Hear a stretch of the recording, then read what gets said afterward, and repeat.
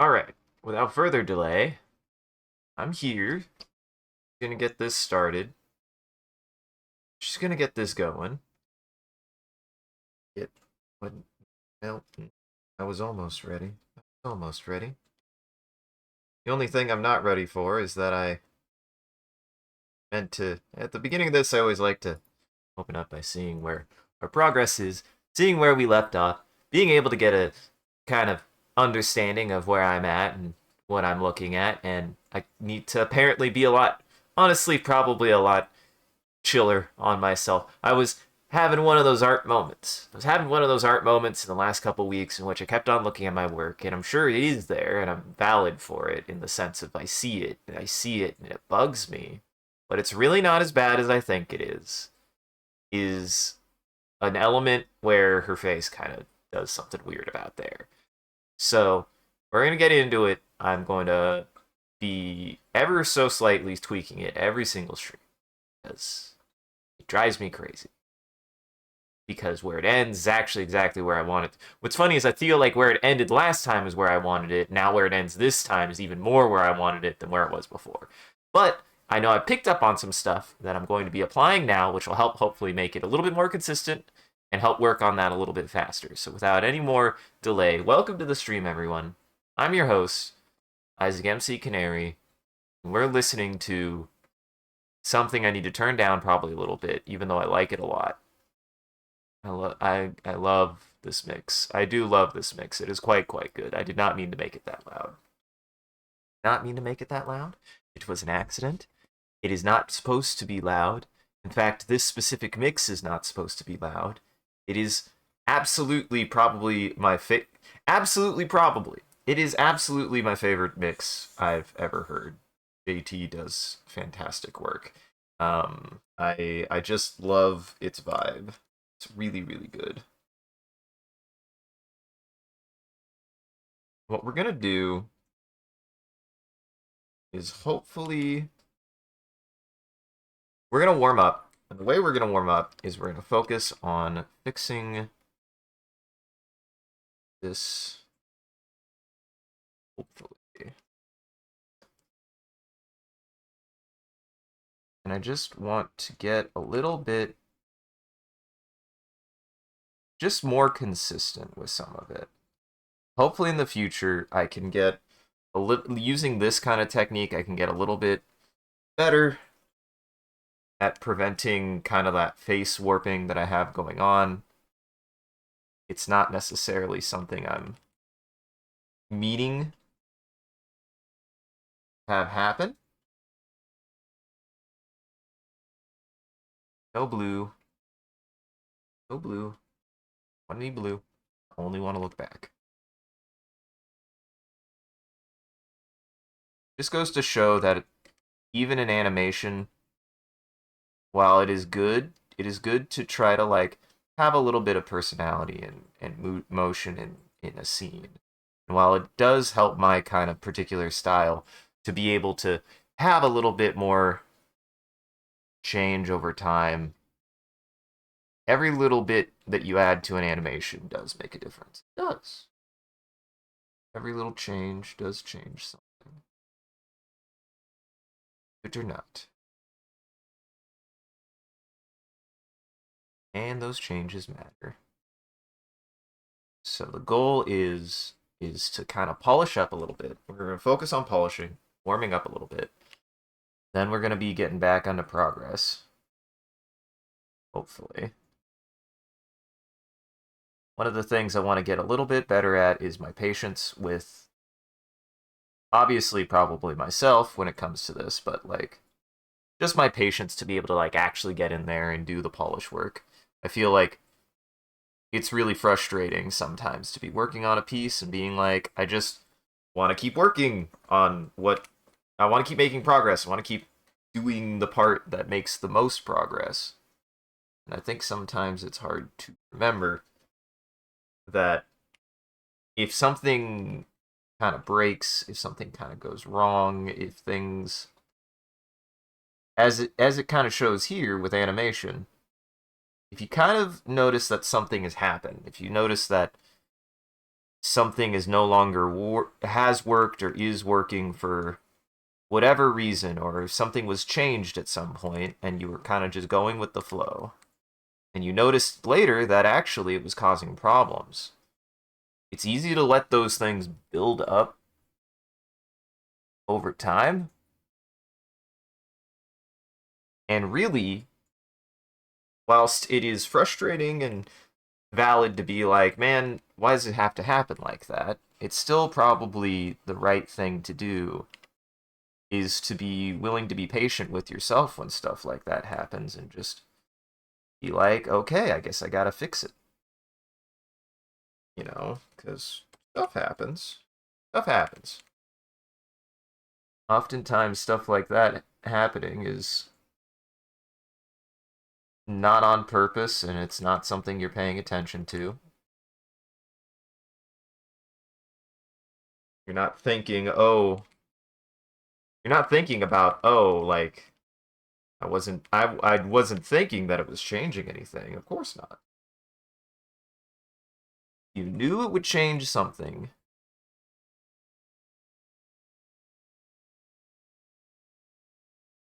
Then you wouldn't have done it. That's fine. That's fine. Nothing wrong with that.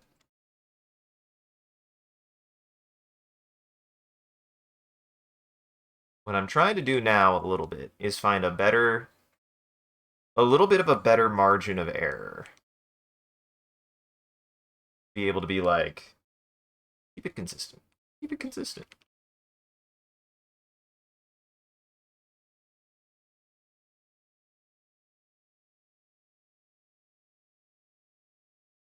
Consistency is one of the things that I definitely want to practice more with any of my work, is the consistency. I feel like even this project has shown that I have a bit of a spottiness when it comes to that, in that I have a tendency. I have a tendency. It's a bad tendency. It's not a good tendency. I have a tendency to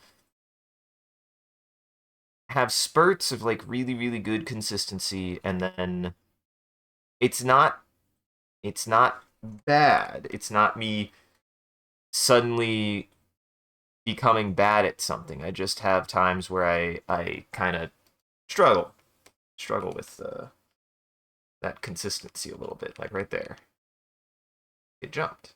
Why did it jump? But what that means now, you gotta fix it. And usually fixing it means eating your art. Always, always, always remember. Always remember.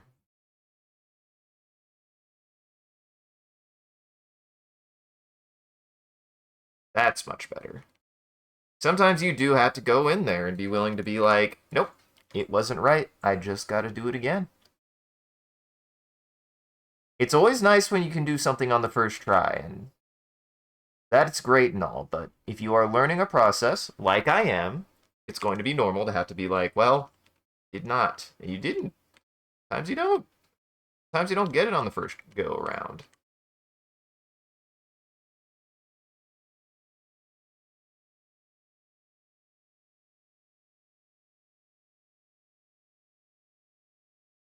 Guys, I'm gonna be watching a lot more Bob Ross before drawing streams. I think it'll help get me in a better mood. It will. Bob Ross and Droppy. Anytime that I'm doing, I'm trying to. I think I'm gonna make a bit of a goal here. A future goal moving forward with this and with life is, before every stream, I'm gonna put on a piece of media that is one of two things. I'm gonna either put on a piece of media that I can engage with and talk about, or a piece of media that will get me in the mindset to do whatever that thing is that day. So for drawing, Drawfee, Bob Ross, anything like that. Really, those are the main two for me. I can't really think of anyone else who does. Probably a little bit of Mr. Rubber Ross, too. I haven't watched Rubber Ross in a long time. Ross O'Donovan, though, is a good boy. He is a good boy. I appreciate him. He's a fantastic artist and a fantastic human, and I hope he's doing well.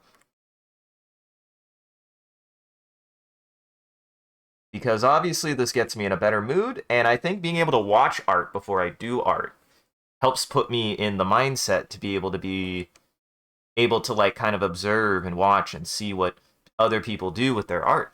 Bob Ross is a fantastic reference. He's a fantastic reference point for developing art. He really is. He does a good job of explaining his process. He does a good job of making it approachable. He's not super intimidating. He's all about making sure that what he is doing and what he's presenting is about making it not about him actually that much. It's about the art and the viewers, which is really cool. Like he's very very good for that, and then his actual techniques are very very approachable for being able to make effective artwork and being able to like make it accessible.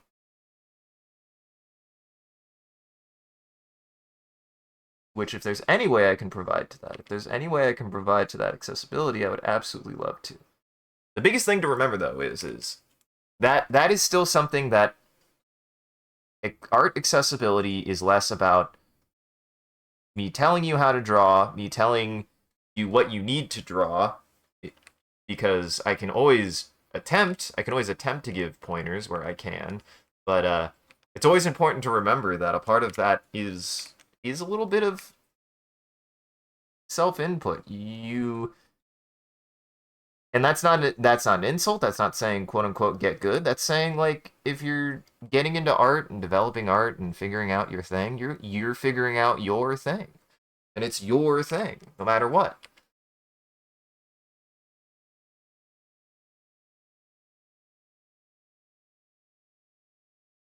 And there's always the best ways to learn, in my opinion, are less, at least for me, maybe everyone's different, but from what I've observed, I've experienced, I've practiced, if you are going to reference an artist, if you're going to uh, uh, utilize, if you're going to want to say like even approach another artist for help, um, just see what they do.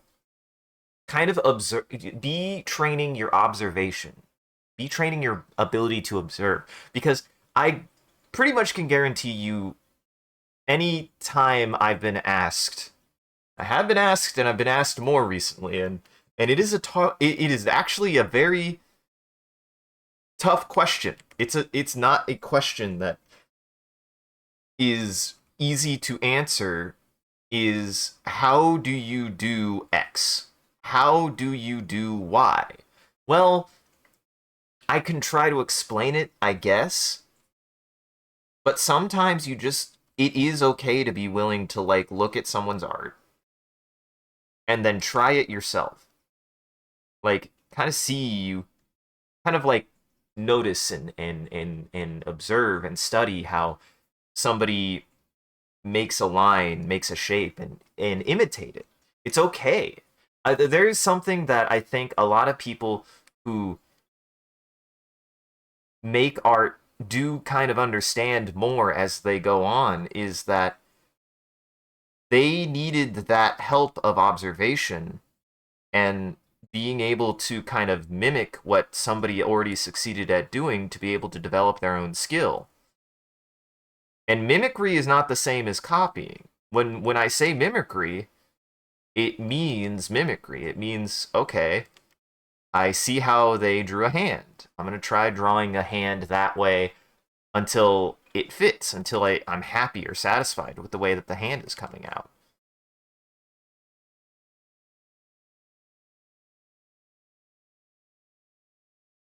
And that's why I really commend. I really always he's gonna be on my mind, so I'll talk about him, especially if I start watching more of his stuff before I stream.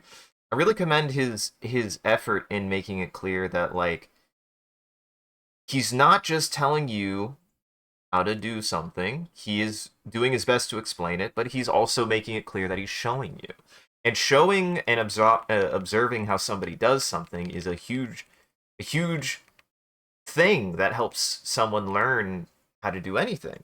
It's a great way to learn how to do anything, is by watching how somebody else does it. Inspiration is very, very good, very useful. Never discount the value of observational inspiration.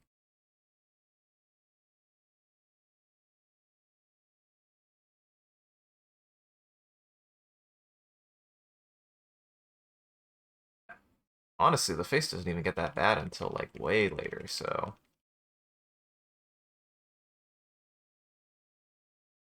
just gotta watch when something wibbles weird.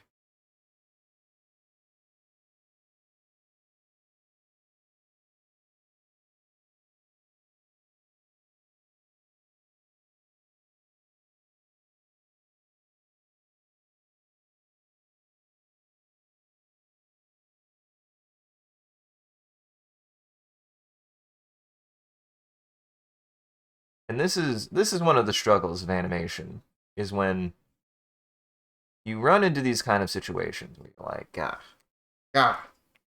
Though again, it probably really isn't as bad as I think it is.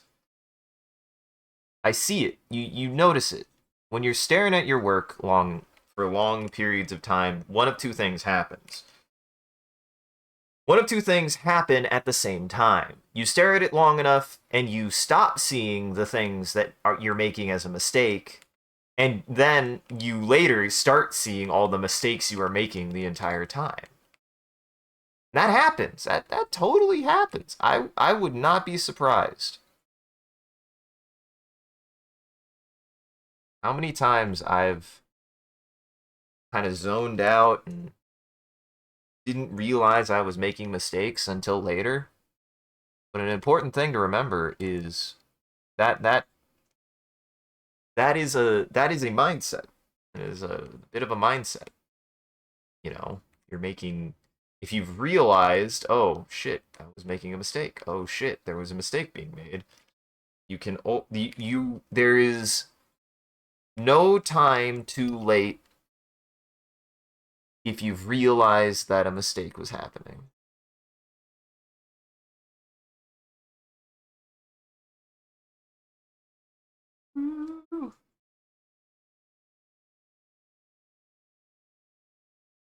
Actually, interesting.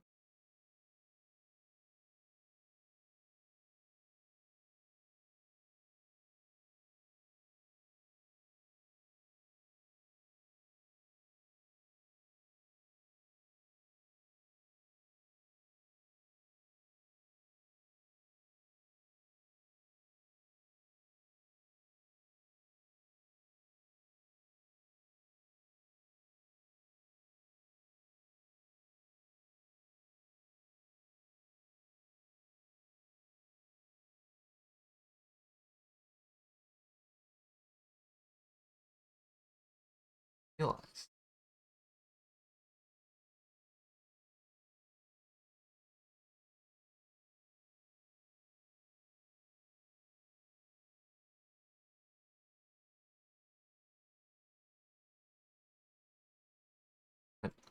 Focus. I said. Noticed. Noticed I was making a oopsie. And I mean, this is what's tough, right? You see something like that, and you don't even realize it till a later point. That's okay. The goal is now to be like, oh, whoops. And sometimes it's probably good to have these moments to be able to be like, when it comes to animation, to be able to just focus on an area, just focus on one part and tweak it back to what you wanted it to be. I've already got everything laid out. Now is these are the times in which you're sculpting. Everything is where I want it to be. Now I'm just putting it more accurately where I intend it to be. Why they call it cleanup.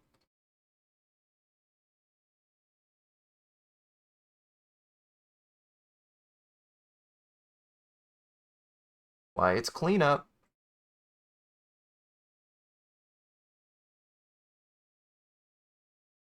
I think the goal here is to remember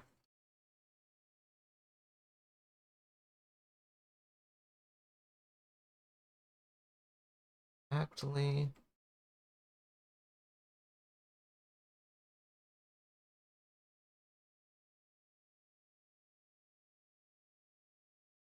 How much line there is?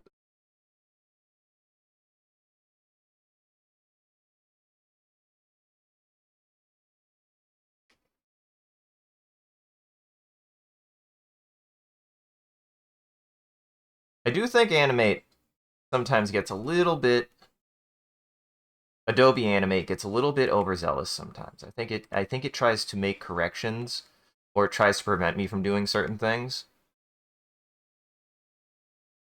because it wants to be like, no, no, no, no, no, you meant to put it there, or no, no, no, no, no, it's fine that it's that big, or no, no, no, no, no, it's fine that it's that small, and it's like, no, no, no, let me make the line animate.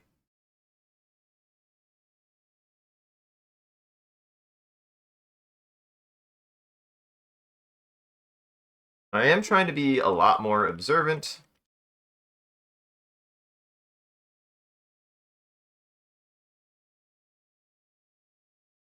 On certain kind of lines. One thing I'm trying to do better is read the onion skin a little bit better. I think I've been kind of struggling with that a little bit. Not really necessarily laziness, even. It's just me kind of struggling with the onion skin just a little bit.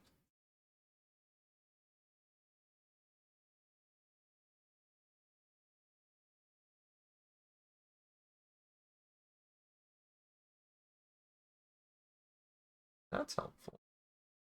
Show me that circle more. Show me that circle more. It helps.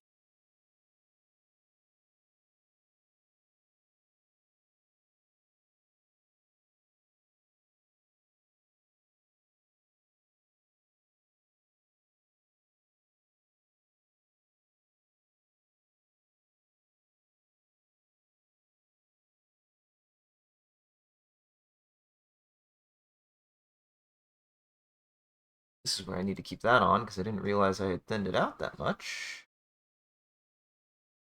There we go.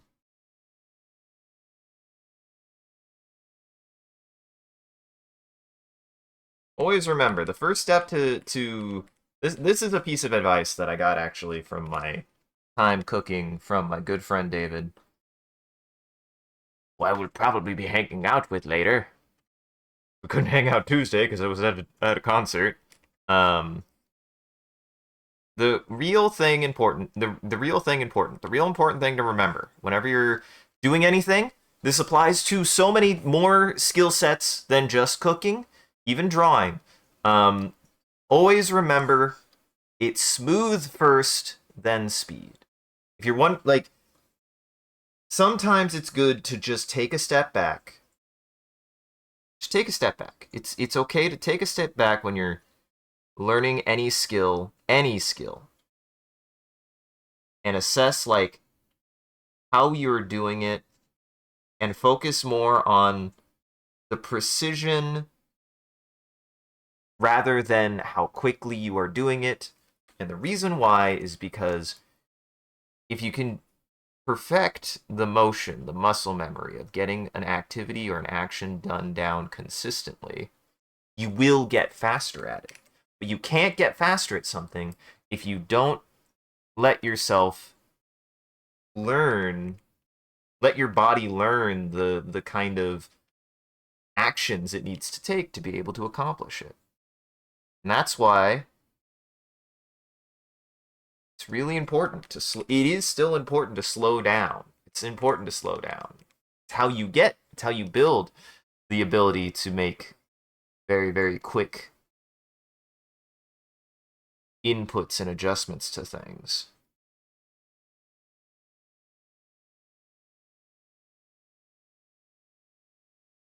You're not, you're, this is something that really helped with, that the animator's survival guide points out is be willing to advocate in situations for yourself that will take you more time because unfortunately actually unfortunately you will be in situations sometimes when you are working on a project where you will be asked, can this be done faster? Can something be done faster? Can anything be done faster? And the hard answer, kind of the difficult answer to that, is oftentimes no, but not because it couldn't be done faster, but oftentimes trying to do things faster will actually make things take longer. Surprisingly, you'd be surprised. Oftentimes, trying to find a shortcut, trying to find a way to fast track something, trying to rush something will actually make it take more time than if you took your time, because as kind of like even demonstrated here, not because I was necessarily rushing, but because for whatever reason I was kind of pushing ahead probably a little bit harder than I should have been. I should have been taking a little bit more of my time. I now have to go back and make corrections. There's nothing wrong with that. There's also nothing wrong with that. Noticing that you need to make a correction, noticing that you need to fix something is still a part of the process. It's still something that you should do when you are working on anything. You notice that something is gone awry, go and fix it. The first thing I do whenever I notice that there's been a mistake or an error or that something needs to be done is I just do it. I just don't put things off. Because if you do, then it's just gonna sit there. It's just gonna cause more problems, more miscommunications, more anything. Kind of just fixing something in the moment is always going to be better than waiting for it to fix itself, because the answer is it won't. Things don't fix themselves. Never have, never will. There's nothing wrong with that. Kind of a normal thing.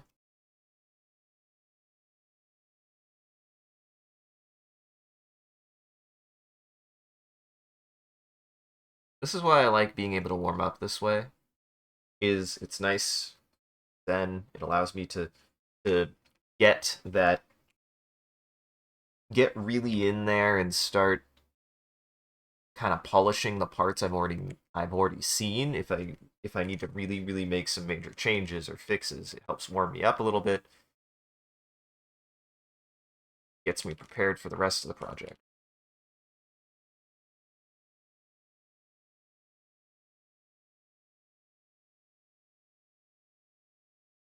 And the thing I'm trying to really capture with my work anyways is it's I really want to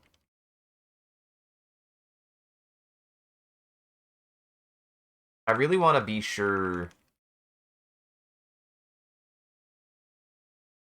that what I'm working on, what I'm doing,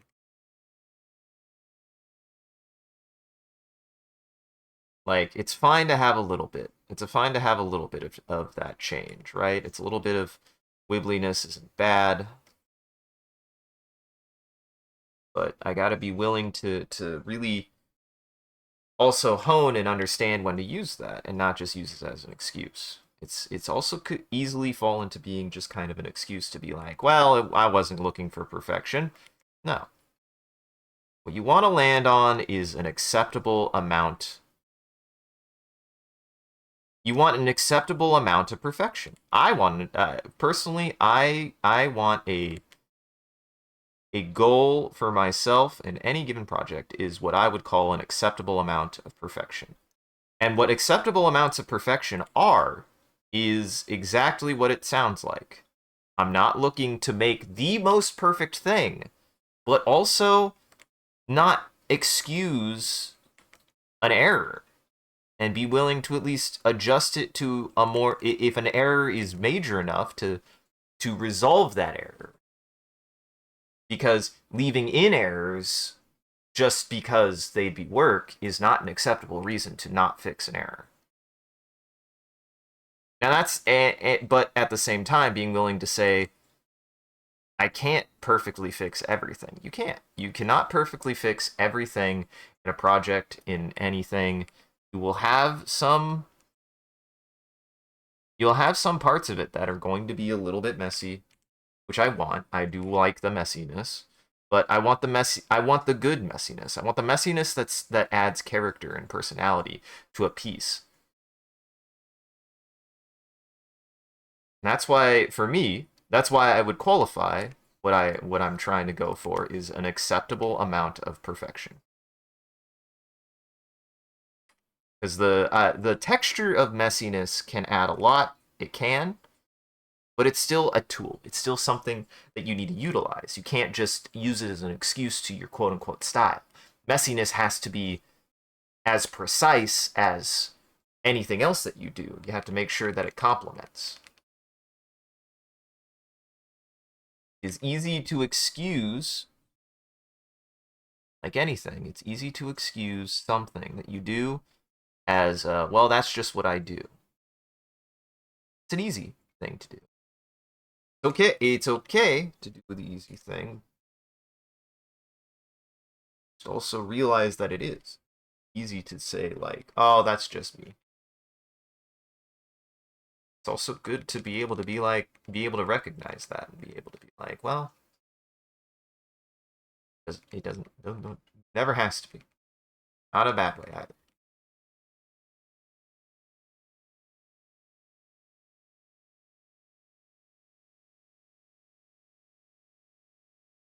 I can't get better at this if I'm willing to not try, not try to at least find a good point where I can more consistently prevent the errors that are happening whilst I'm working.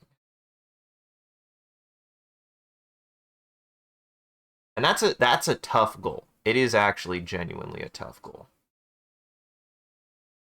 But that's why, ideally speaking anyways, if I can get that consistency, if I can get that consistency in which I'm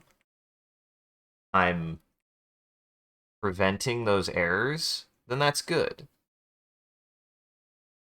Plus, moments like this are helping me teach me how to use the tools a little bit more effectively. I'm noticing I was like, "Oh, hey, the pressure sensitivity whilst there is something readable."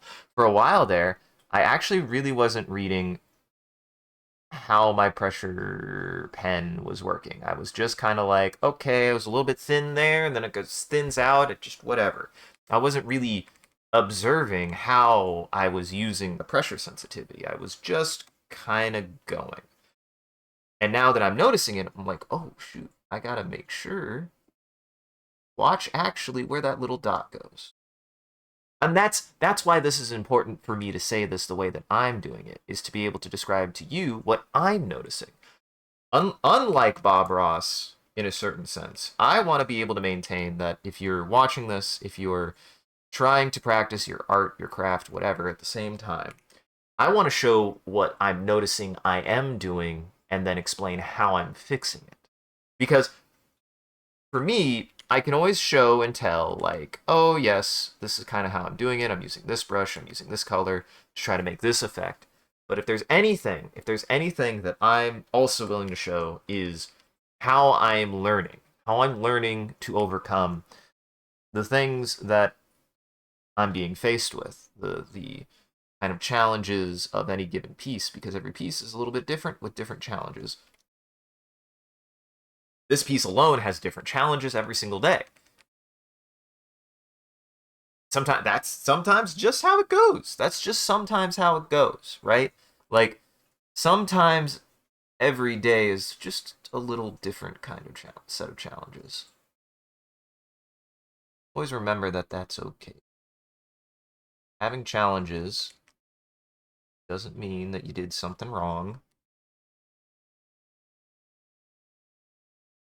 Everybody has different challenges every day. Thank you, Bob Ross. You do good things to my brain. I feel like I just feel like I could use my brain in a more positive way, amongst other things. But we don't have to get into that.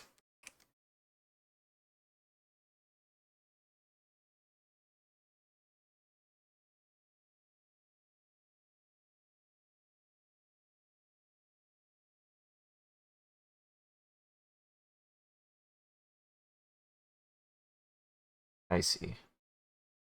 That one. A little bit better.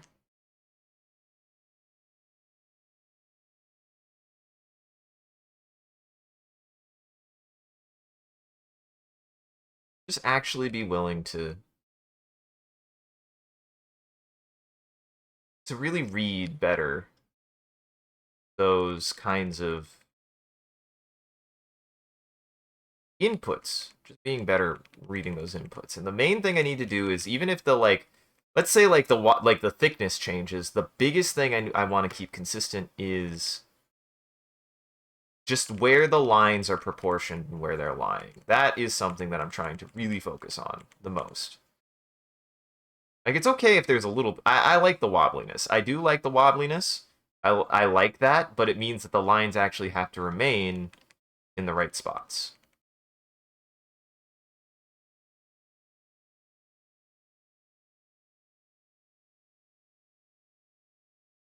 It takes work. It takes work. No matter what, it's going to take work. Believe it or not, even if I was able to do this all in one single go, one single pass, it's still work. And to get to that point is work. And a lot of work. I have to put a lot of work into something, especially if you care about it. Anything you care about will take work, and that's a good thing.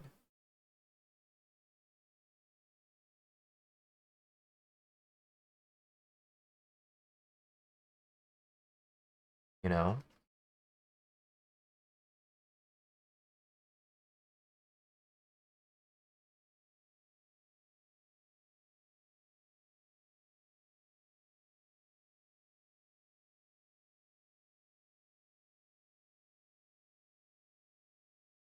And everything is a learning experience. That's why I don't know if animation-wise I'll ever get to this point, but then again, maybe moving forward, I try to thin out the line a little bit more. I'm going to try thinning out, I'm going to try using when I'm at a 5, I'll try using a 3. I'll use a thinner line and we'll be sketchier. Maybe we'll be sketchier. I wish there was a sketch pen. I wish there was a pencil. I don't think there's a pencil in Animate. There should be. It would really help me if there was a pencil in Animate, but I don't think there is. And the reason why is being able to pencil everything in and then carefully line in would probably help me a bunch. Probably.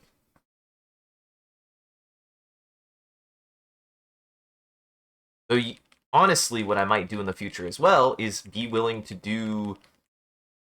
Because, I'm not really doing anything different with my 2s at this point than I would be if I was just literally using a hand booklet, right? So maybe at some point in the next animation I try, I might go into Fresco first, and literally we just sketch it all out. We just sketch every single frame. We start with our 1, and we start with whatever we want to end up with, and then we just sketch the frames with a sketch pencil, with a light sketch pencil, pop all of those frames in the animate, and then line animate them moving forward. Because the biggest thing sketching has taught me as time has gone on is sketching is a necessary reference study of whatever you're doing. Whatever you're doing.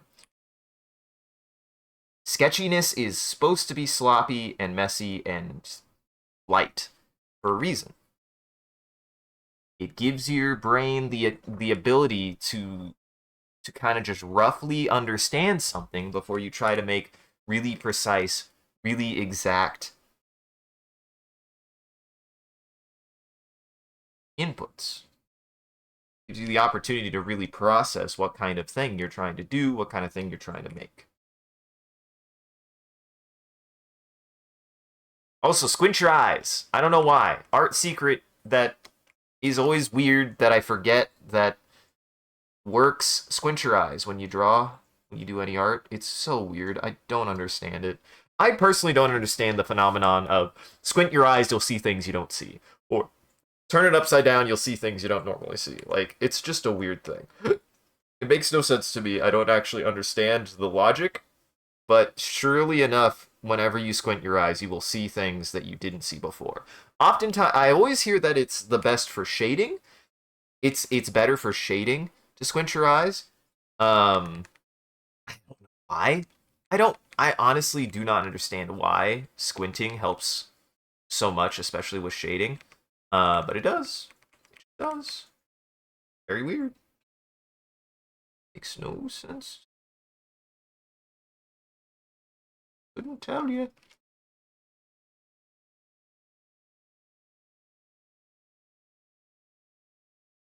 Couldn't begin to explain why.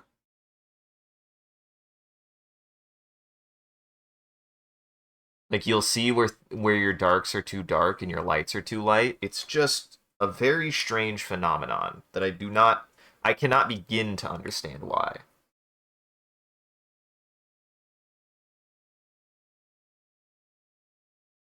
Squinting your eyes does help. It helps a bunch.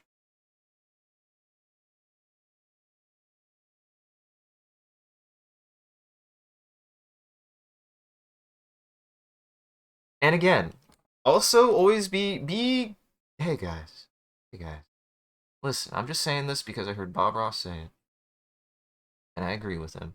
When you're working on project, when you're working on anything, when you're working on anything that's hard, when you're pushing yourself and you notice you're pushing yourself, be nice to yourself. Always remember that. Like if you were having any moment, if you were having any moment when you were working on a project, when you're doing artwork, whatever, having to you're just working and working, working, nothing seems to work.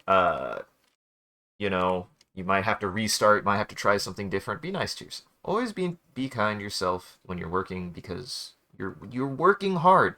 You're working hard even if you're not necessary even if you feel like you are making mistakes, even if you are having to redo things, having to try things again, having to reprocess something. You're working. You're still working and you're working hard. Sometimes hard work does not always mean it works, but it doesn't mean you aren't working hard.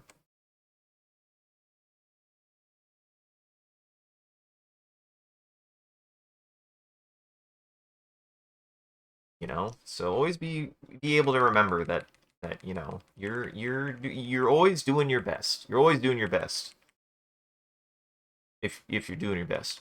If you're doing your best. But I'd say 9 times out of 10, anybody who is trying really, really hard at something, even if they're struggling, is doing their best.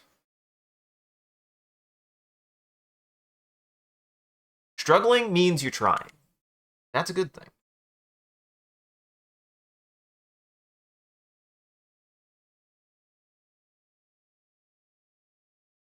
Okay, this is working much better. This is working much better.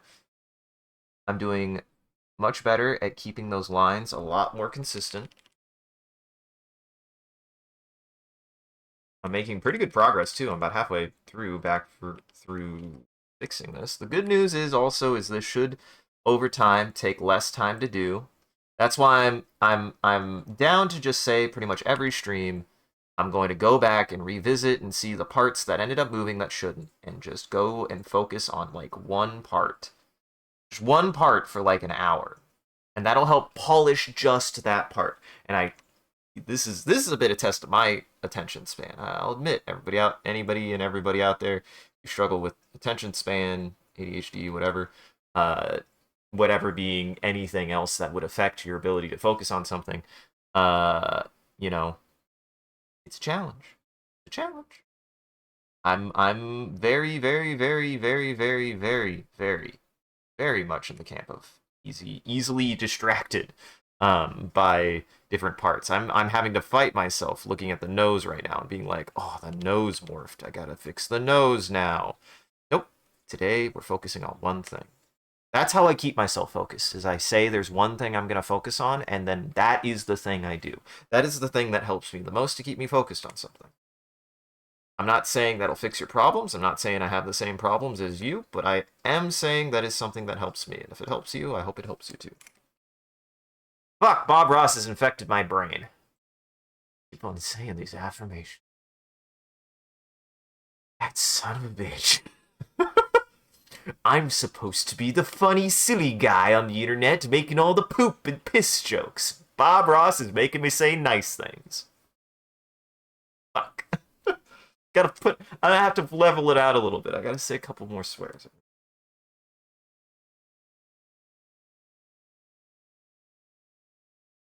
Not that I'm complaining.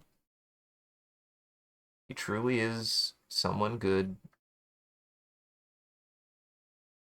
There are a lot worse inspirations out there that exist, trust me.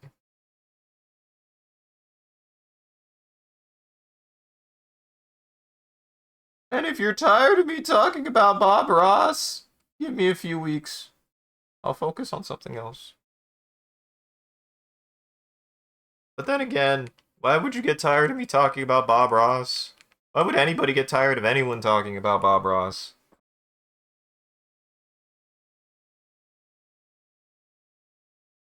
Why would anyone get tired of anyone who is watching someone do art talk about how positive of an impact one of the best art entertainers and how they have positively impacted their impression of how to give a presentation? Why would anyone have a problem with it? If you do, I mean, you're allowed to have a problem with it, I guess. I just don't understand why you would. Never really understood the kind of prescription to be like of the edgy mentality of being like, I'm dark and twisted. Nah. You just need a hug, buddy. Doesn't mean I can't be like a shit poster and I can't have a crude sense of humor, but but also it's just kind of nice.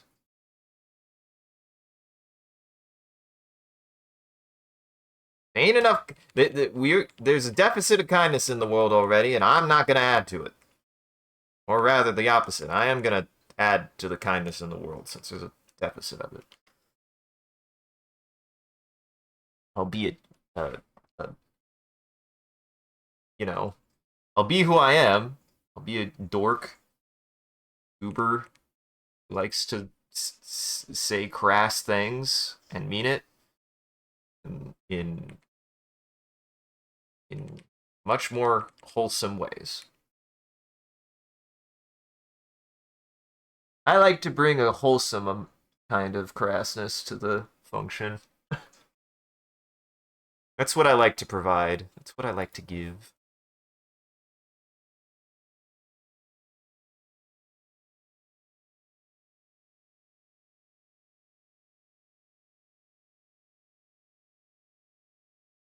And why shouldn't I? Frankly, why shouldn't I? Why shouldn't I? Why shouldn't anyone? Be crass, but like in a gentle way. A gentle crassness.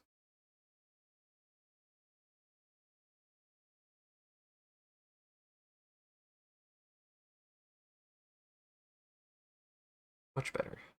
Doing a much better job of really controlling that kind of like weight, that line weight with the pressure. Again, and I think that's going to really, really help my line work. I mean, this is why I don't really I'm not super bothered by a lot of line work like this because line work for me is kind of like a zen place. I lose my mind. It's a meme at this point for me. I lose my mind about stippling, but like actual line work, doing this kind of like really slow, methodical, like clean up of lines is something I genuinely enjoy to do. It's relaxing for me. It's quite relaxing. That's the thing to remember is it's not any less work. Find the work that is it's not like it's not tedious or not difficult. It's something that I've learned to be able to find a certain amount of enjoyment out of. And sometimes that helps.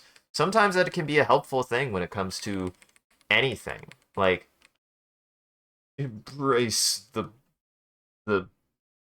embrace the banality. It can help. And that's not like uh that's not supposed to be like a just get used to it, buddy.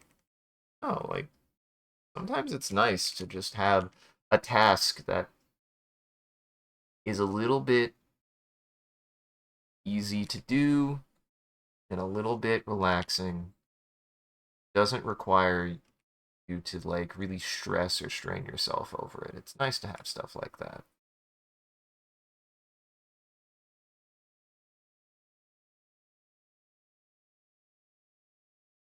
And it's always important to remind yourself that you're taking the time to taking the time to fix something doesn't mean you're wasting your time. In fact, it's the most arguably the best use of your time you could make working on a project is realizing that, oh, I got to make a correction. It means that you're making it better. Making it better than it was before.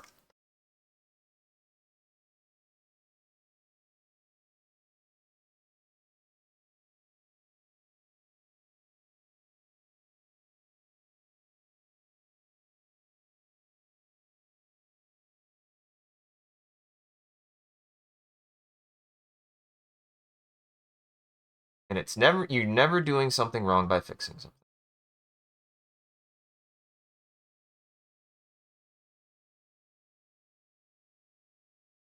Things don't get better. Things don't get better. Things don't get fixed if you don't fix them. Things stay bad if they aren't if they're left to stay bad. Ooh, boy, this was a lot. This was a lot of. See, now we just gotta go in.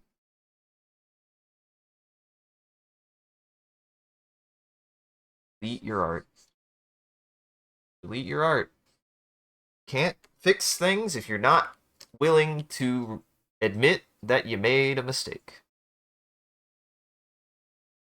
Sometimes mistakes aren't, they're not something to yourself up over.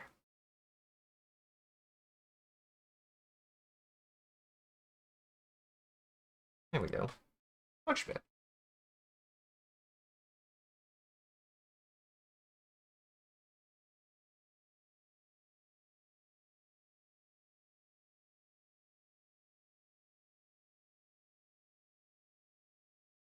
That's why I like science a lot. Is science is a lot about that. I kind of mentioned that the other day. That science is very much a lot about it is so much more about realizing when we make mistakes and correcting them than it is about being right. Good science understands that you have to be wrong at some point. You have to be. You have to be wrong at some point to to better understand something. Maybe your hypothesis was wrong and you turns out that through testing you ended up with a different result. You still had to be wrong to get that result first.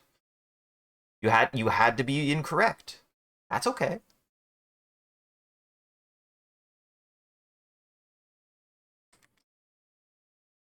Being incorrect is the first step to realizing you're incorrect is the first step to being able to understand something better.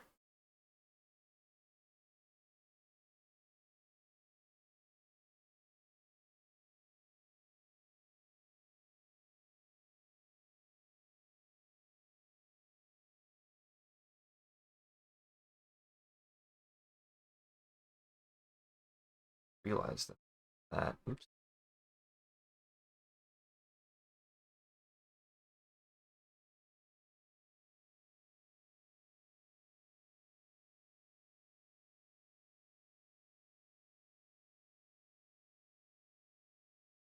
Also hadn't realized I had changed layers at some point. By gosh dang it. Doing the thing I said it wasn't going to do. you know what, I'm in this area and I'm noticing like, oh geez, there's a lot. Sometimes it's also nice to be able to come back to something with fresh eyes and realize, oh geez, I didn't see that. Because yeah, that has happened sometimes. You know, so that you don't realize how different something is until you come back to it and go, oh frick, yeah, oh holy shit, I was not even close. I don't even know how I made errors like that. But it's still good that it's here because otherwise I wouldn't have any of this work done. I wouldn't have anything here. You know? And now I'm a little bit more prepared in the future to be able to catch the goal is to catch myself faster to prevent it from having to necessarily do this much work again. But it doesn't mean that I shouldn't have done this work. It doesn't mean I shouldn't have put myself in this position to be able to make these corrections.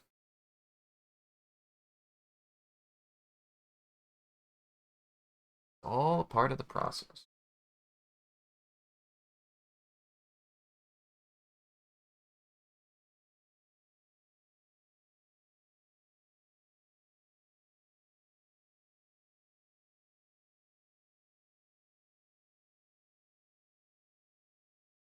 There we go.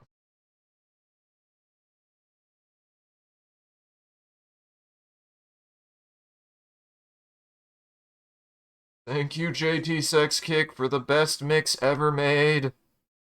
God, I love this mix. It's just so goddamn smooth. Goes down like butter.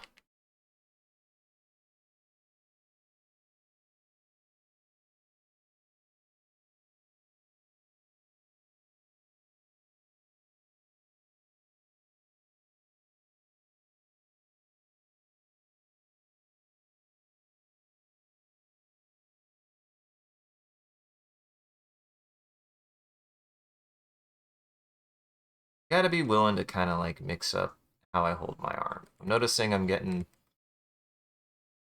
I gotta figure out a different way to do certain kinds of strokes because I kind of lock up or I kind of tense up in a way or doesn't quite do the direction I mean to. Oh boy.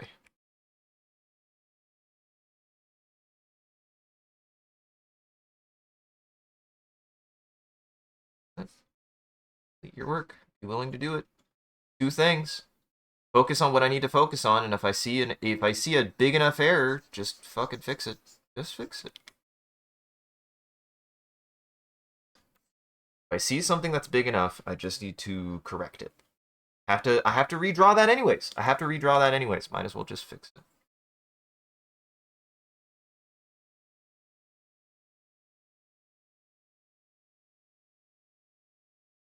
When it comes to situations like this, it could be argued that it's like, there's a little bit of laziness, but that's fine. Happens sometimes.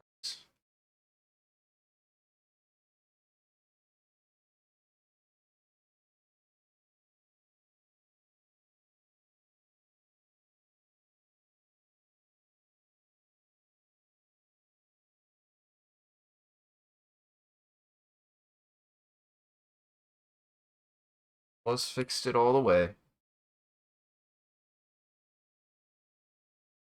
Hopefully we can. I want to try. I have a goal. I have a goal here. I'm going to actually try to hit that goal first, and then we'll go back to moving forward. The goal here is to just really hone in that face shape. And this is giving me good this is also giving me practice.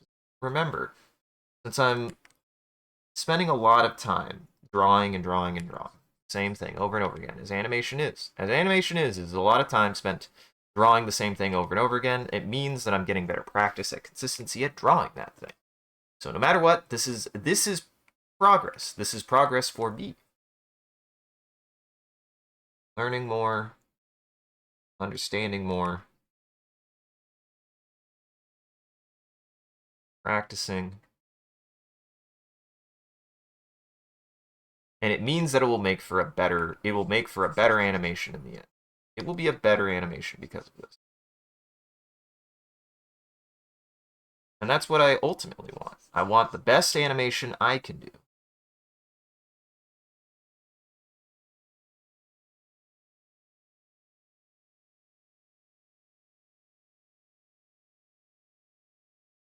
That's what anyone should be asking is what the best they can do with what they can do right now. That's always what matters the most is what can you do to the best of your ability right now. You don't have to be perfect. You don't have to be the best. Just what is the best that you can accomplish? That's what matters. And sure, you get stuff like this. You start noticing, wow, it just goes to show a little bit how important it is to remember how little changes can make a difference in both directions. You know? Look at how many little mistakes added up. But, but, it doesn't mean I just was like, oh no! You sometimes just gotta go back and be like, well, try again. And even in a certain sense, having all those little mistakes was able to show me what I was missing. You sometimes can't know what you are missing without having those little mistakes to begin with. As the wise man said, that I heard him today, by the way, say with his own two lips, you know, happy accidents. Bunch of happy accidents.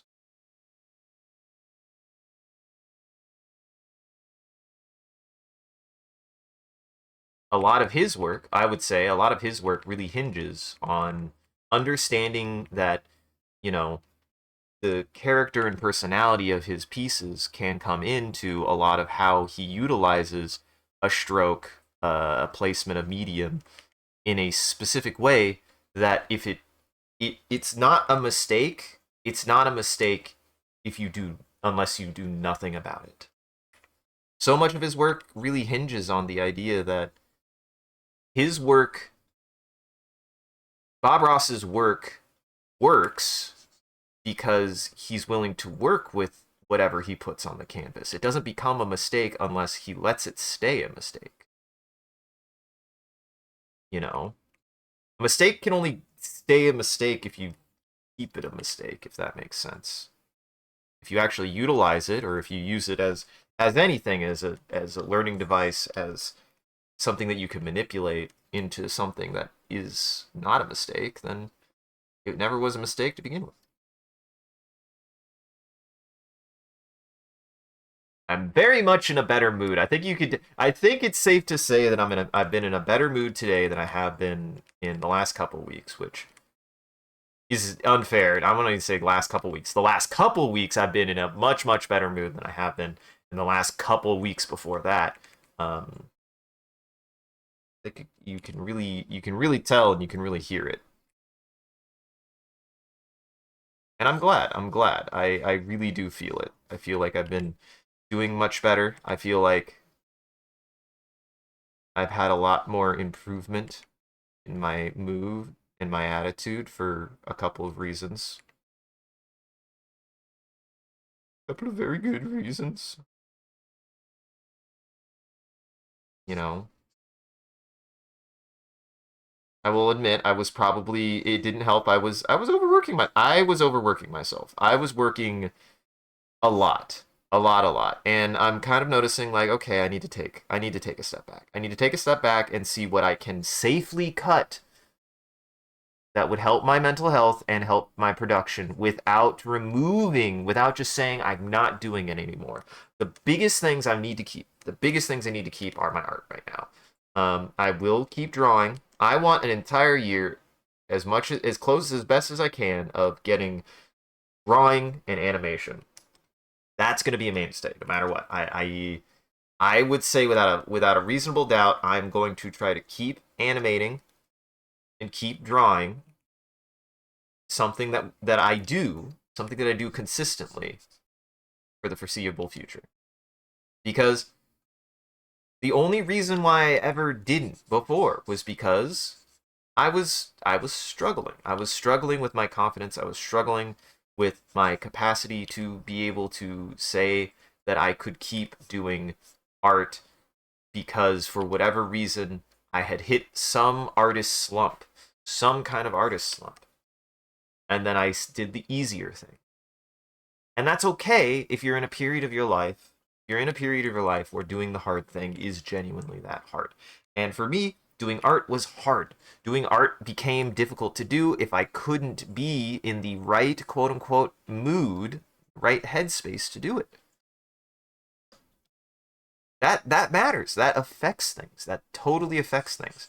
It's totally real to be in a mindset and a headspace in which you're just like, I can't do this thing not because I can't do it, but because for whatever reason the capacity it would take to do it is greater than the capacity I have to accomplish it, and there are things that are easier for me to do that I can accomplish than the thing that this is right now, even though I really care about it.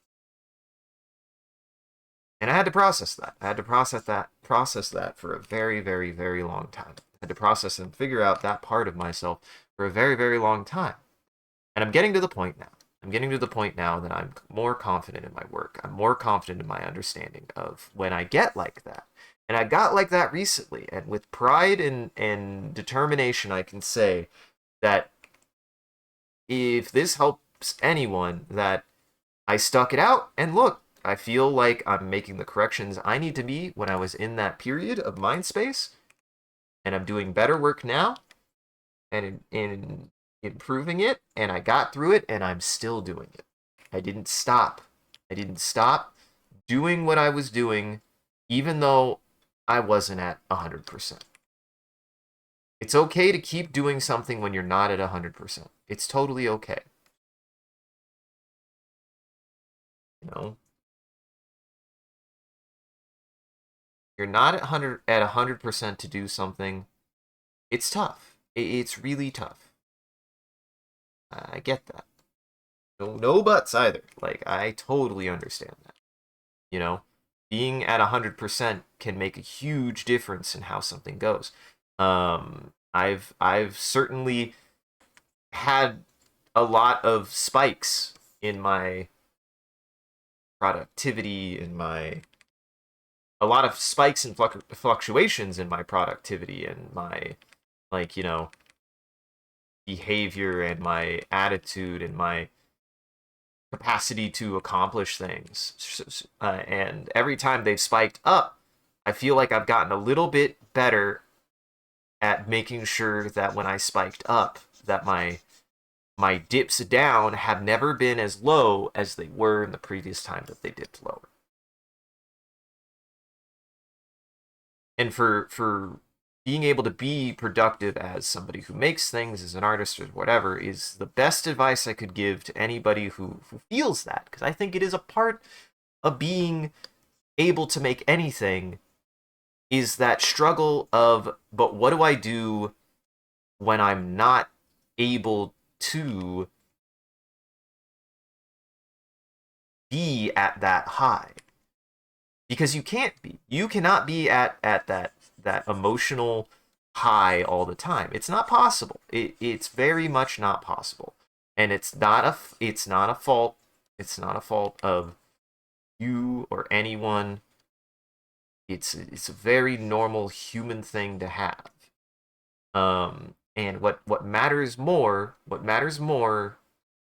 is less that those kind of dips happen, and more that I believe that you're able to adjust yourself for those dips and be patient with yourself for those dips, because those dips will happen. You'll have dips in all sorts of ways, and what matters more is, did you let that dip prevent you from doing anything at all?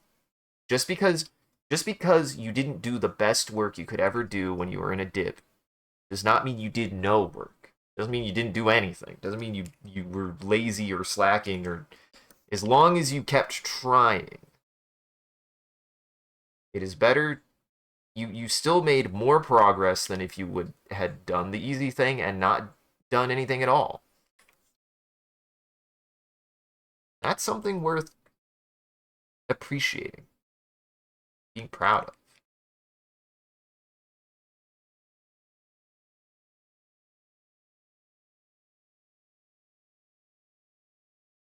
I want to see. I kind of want to see how this is doing so far. Doing my thing. My bad habit. No, can't help it.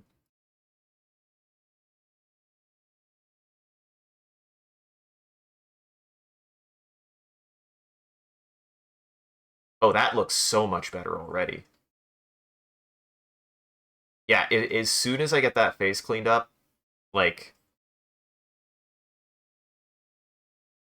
look at how much like just better form the head has. Yeah, no, I'm fixing it. I'm fixing it.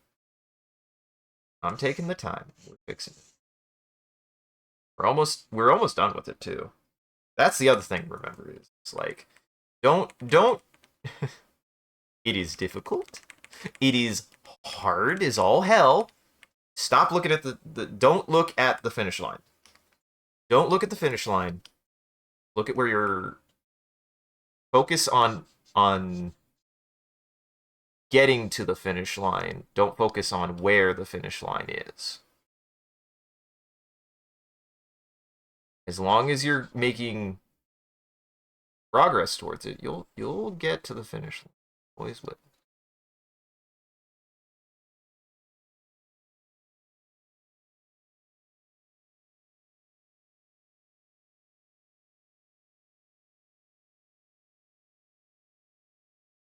Every step towards the finish line is going to get you closer to the finish line.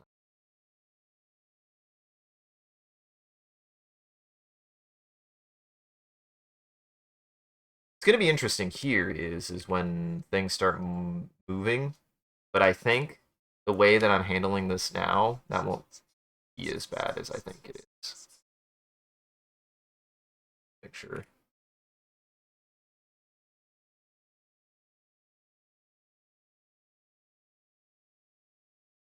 Good warm up. Good warm up. This is good for warm up or wind down, honestly. If I ever am like, you know what, maybe I need to use this for wind down. The reason why it's good for wind down as well is because it's a lot of repetition, but it means I don't have to like be as like honed in. So like it's also valuable to maybe consider being like, maybe I should start this earlier. Maybe I should start or maybe I should do this later. It's a little difficult. Eye strain is always going to be a problem. Maybe I just need to take a moment to like look away from when I notice it setting in, which is probably part of the reason why I start getting a little bit wibbly, a little bit more rushed. Is the eye strain because unfortunately a big bright screen being shot directly into your eyes is not great for your eyes. Unfortunately, um, maybe I just need to turn down the brightness too. That might be something too. Let me see if I can just turn down. I've been noticing I've been doing that a lot recently. I've noticed I keep my brightness too high on so many things, on so many devices. I keep my brightness too high. So I'm going to try turning down the brightness a little bit. That might help a little bit as well. It also mean it will take less power and just be probably better for my eyes.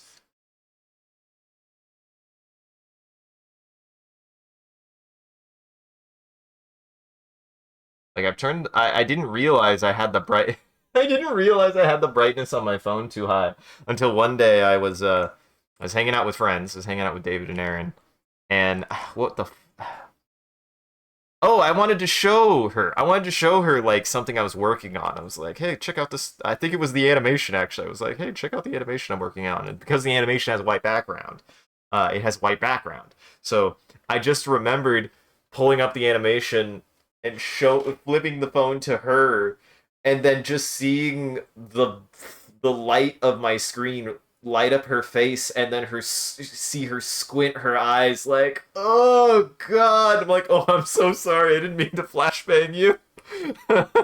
So I've little bit of a advice out there. If you feel like your eyes are tired all the time, probably just need to turn your screen brightness down. Works wonders. Works wonders, I think.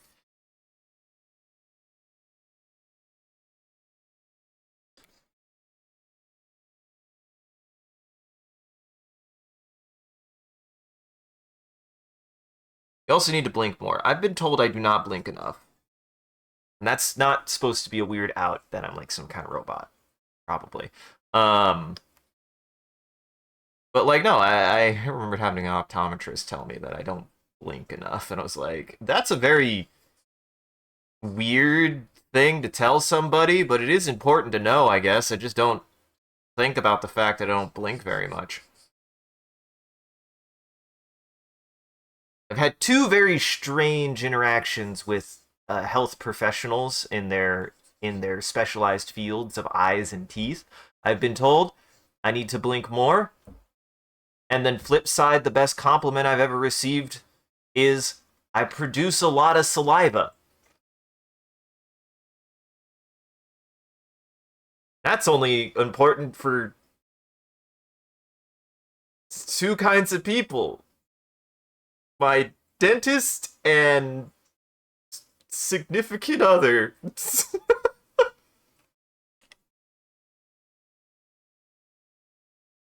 I'll never say more.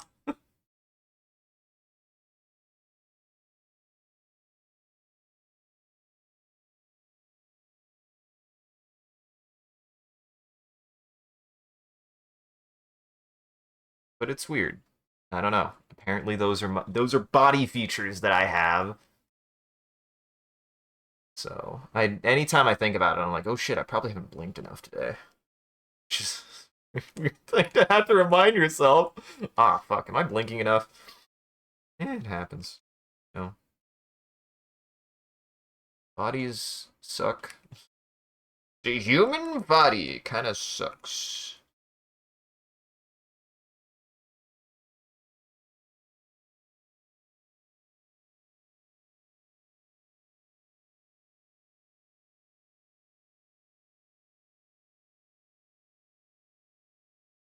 And hopefully in the future, as I'm kind of like, oh yeah, I need to go back and like do a little bit of fixing, do a little bit of fixing, do a little bit of fixing. No matter what, I think when I have moments like this where I'm like, okay, I just gotta to really hone in and focus on that. Um, you know, that will hopefully mean that I will be able to avoid it more in the future. And I won't spend as much time on fixing things because I'll be more honed in on being like, okay, I can't I gotta pay attention to my lines. No buts. No buts. You gotta pay attention to your lines.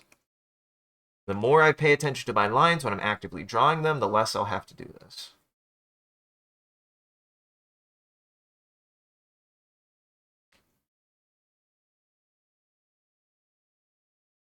And I mean, animation is difficult for this exact reason. Like, this is one of the hardest things about animation is consistency, I think. Learning how to be consistent. That's why literally one of the fundamentals of animation is just literally good drawing. Thanks, guys. Thanks, Disney. No shit. Wow. Thanks, Disney. Did you know that if you want to be good, if you want to learn how to animate, you have to learn how to draw? Damn. I didn't know. I mean, obviously, like, it's probably the kind of thing that they said because it's like a well, duh. Well, duh. No shit, Sherlock. But I mean, like, it's a good for anybody who wouldn't think about it. Like, it's probably helpful to be like, you know, this is still why it's a fundamental. Like, you should be cognizant of your capacity to illustrate. Illustration is important to drawing, and there are people who animate or to animation, and there are people who animate out there who animate first and actually illustrate second. That believe it or not, illustration is not the first thing that they do when they are animating. The first thing they do is animate, which is a different thing. It is a different thing.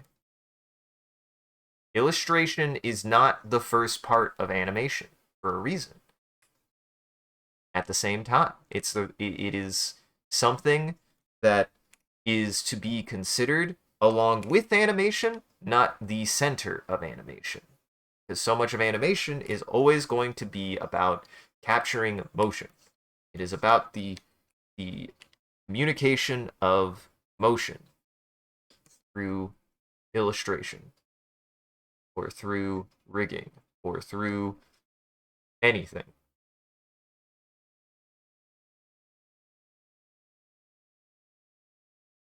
Animation is always going to be about capturing motion. Good drawing is just something that helps. It's a thing that helps. I get the impression that they're trying to inform when they say a fundamental to animation is good drawing. They're not trying to say you have to be a good artist. You don't have to be the best. You don't have to be the best drawer on the planet to animate. However, remember that a part of becoming better at animation is still being cognizant of being better at drawing. You can't just neglect a part of your tool set. It's a reminder. It's not a requirement. It's a remember you always have something to learn more kind of fundamental than a you better have this or else you'll never do it kind of fundamental. There's something to remember, I think, when it comes to studying the fundamentals of something, is that the fundamentals are there to give you guidance when you don't know how to do so. The fundamentals are there to say these are the bare minimum of things that you need to that will help you achieve a goal. They are not the things that you need to do all the 100% of the time. They are the things that have been found that are the most effective at giving you what you want. But they actually are not the end all be all, and they are not meant to just be something that you follow and do nothing else with. Otherwise, we would never have advancement. We would never, ever have advancement. They are just there to say these are the building blocks. These are the starting building blocks to follow when you start any given animation.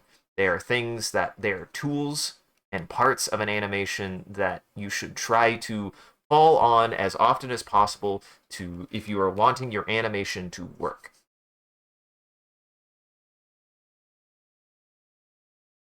If you want to make something that works, that definitely works, these are the things that people had found to get those results. They are the wisdom of those who did not know them. The fundamentals of animation and the fundamentals of anything are the imparted wisdoms of those who needed to learn those fundamentals first. That is all the fundamentals truly are. They are past knowledge. They are insight from one who didn't have the luxury of being able to utilize those insights for themselves until later. And it is a gift. It is a gift to those who want to pursue to work upon the base of those fundamentals.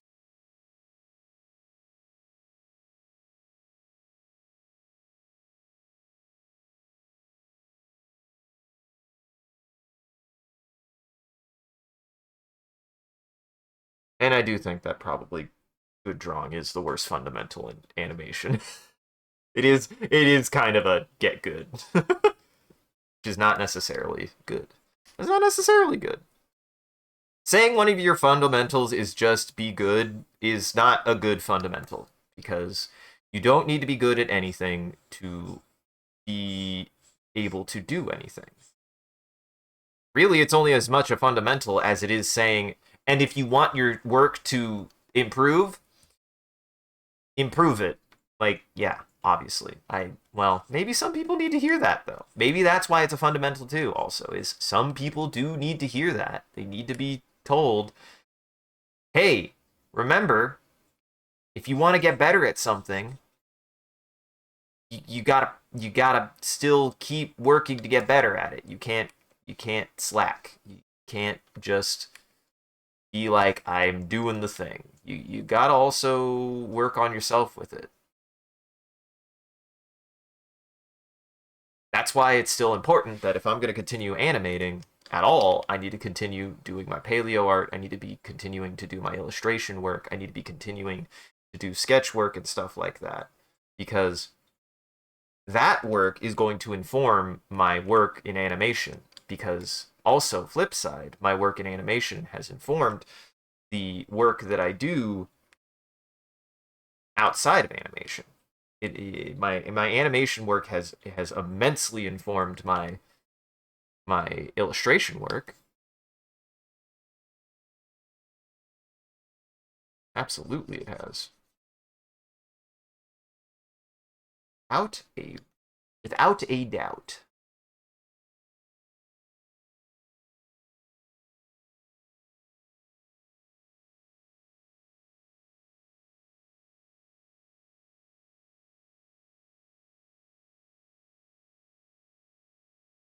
There we go.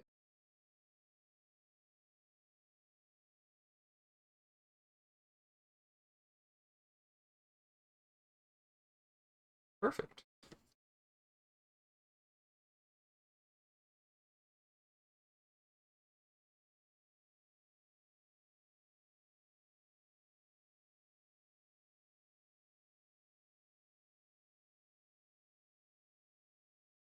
That looks much, much more solid.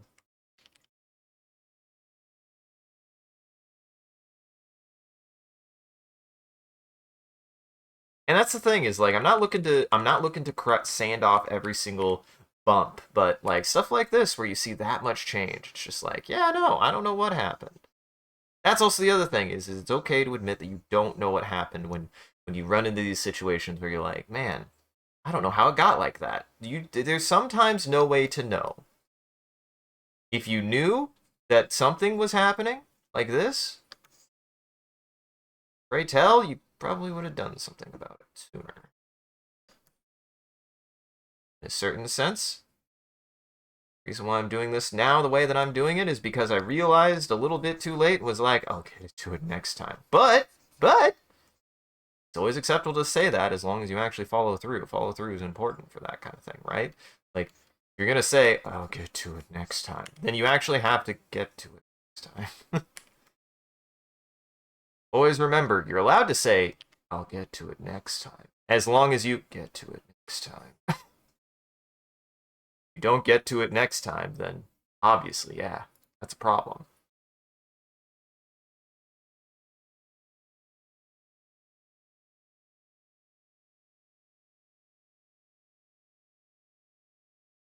Ugh.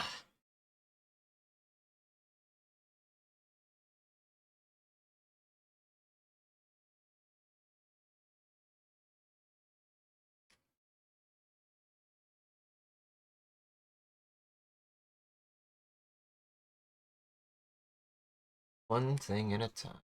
To fix this, and we're not going to worry about anything else. Hey, you! Illegal Blonda. No. I'm sorry you're illegal. I'm sorry you're Blonda. Nah, nothing wrong. Nothing wrong with blonde. Just very silly name.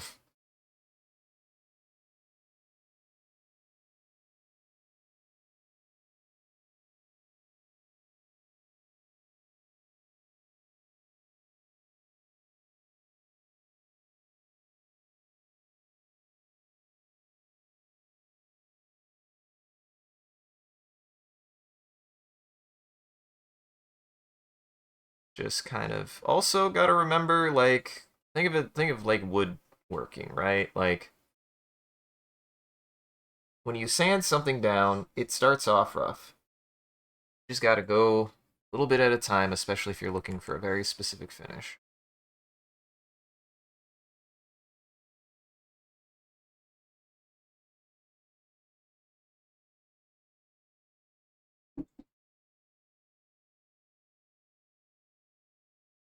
And I mean, again, this is really giving me good practice to be able to more consistently do a certain kind of shape. The face is going to be a lot more consistent, I think, after this is done. So it'll be a lot less of that warping. It'll be very, very good.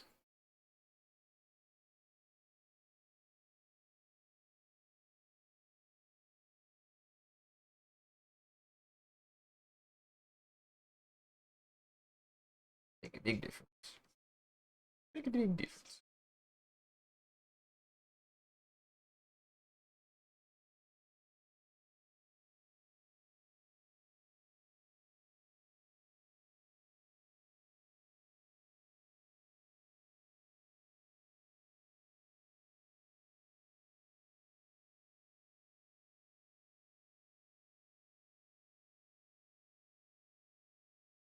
As long as the lines are in the right spot. That's what matters more right now.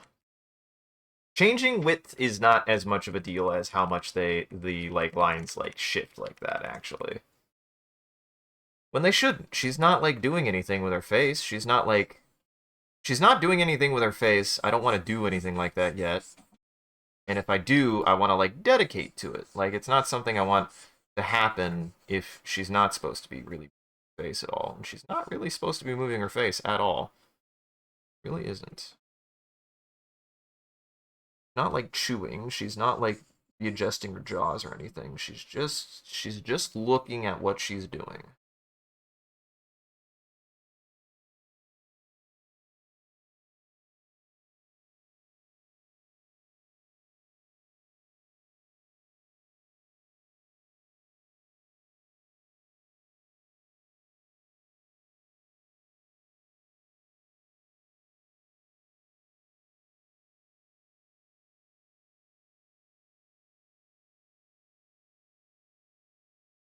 In a certain sense, it's also kind of crazy. It's kind of crazy to me how much like the like piece ended up accidentally kind of shifting and moving because I didn't realize I was running into like some issues with the onion skin. Like it's easy to lose scope for that sometimes, I think. It's easy to narrow in a little bit too much, not realize like, "Oh shoot. That is not what that should be doing at all." You know? Why it's still better to take your time. Make sure to match the pace that you can match for that day. Some days you'll go and you'll have your pace be through the ceiling, and some days you'll go and your pace will just kind of be like, eh.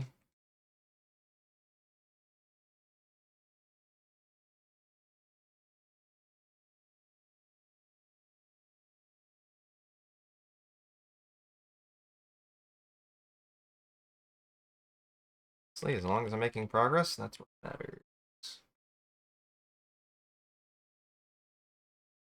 Try fixing this a little bit. I noticed a little bit of a dink there, but gotta fit.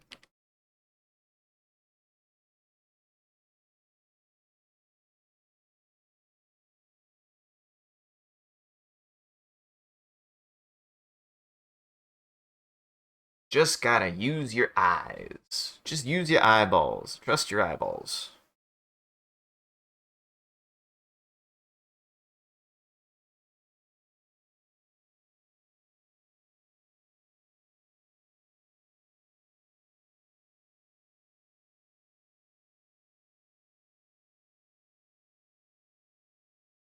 There we go.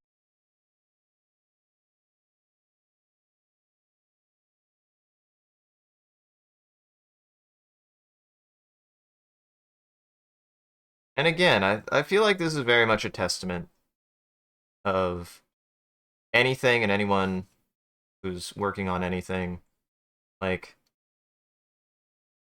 you just gotta start trying things. You just gotta start doing things, and eventually you'll start figuring out what you need, and what you don't need. Always remember that. You gotta start somewhere. Everybody's gotta start somewhere. Everybody starts at different places. Everybody does different things. Nobody does exactly the same things.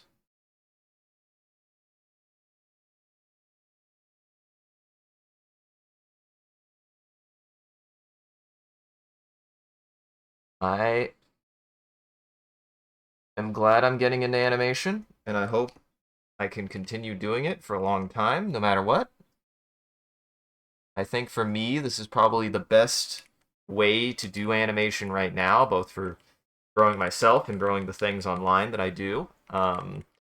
Because unfortunately, rest in Pep's animation YouTube. You've been dead for a long time, but I think this is probably the best because it will mean I can consistently work and have an output of sourced material and then have a final product that I can just share at the very end. It'll be nice. That will be very, very nice. That's something that I think, you know, it's really, really difficult with animation because animation takes a long, long, long time to work on. And being able to make it consistently quickly is just not viable for anybody who does animation work. Anybody. Like, anybody who does animation recreationally, independently, whatever, you know, it's not a fast process. It's not something you can do quickly. It's not something that gets done like that. Like the fastest animators still take a long time to work. Um, and being able to have at least like stuff like this where I can kind of hone in and continue at least being like, hey, look, I'm working on the thing. Don't worry, I'm still working on the thing. That helps a lot. That helps a lot.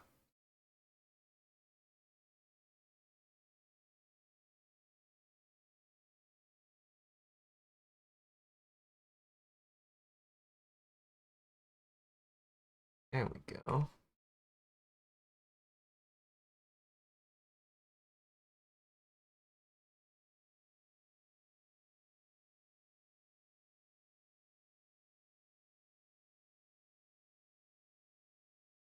Perfect. Just really trying to focus in on those details.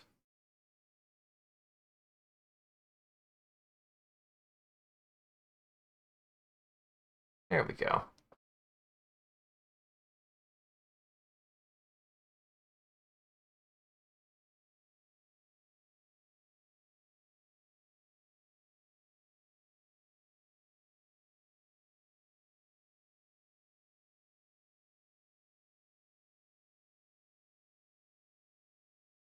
And I'm doing a little bit better at reading exactly where like certain lines are kind of going, so I can follow them a little bit better, a little bit easier.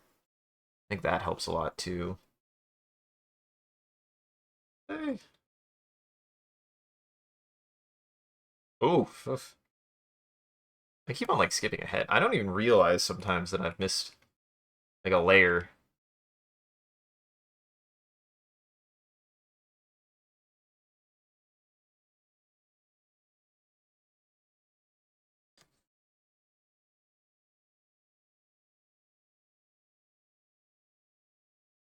Squint them eyes. Hone in for a second.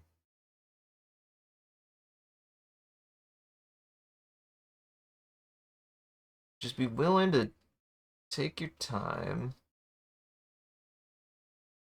That's the thing also about why taking your time is important is if you really like kind of like push or strain how quickly you can do something, you'll just start making inaccuracies that you didn't mean to. That's okay. It's okay to just know that the reason why they happen is because, well, you're going just a little bit too fast. You really like kind of focus on where you're putting an instrument. It'll help. It makes a difference.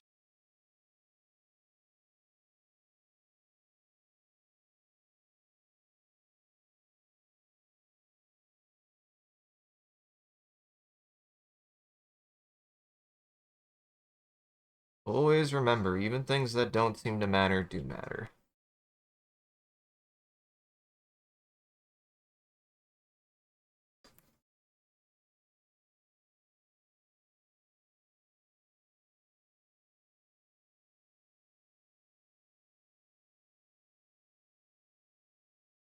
There.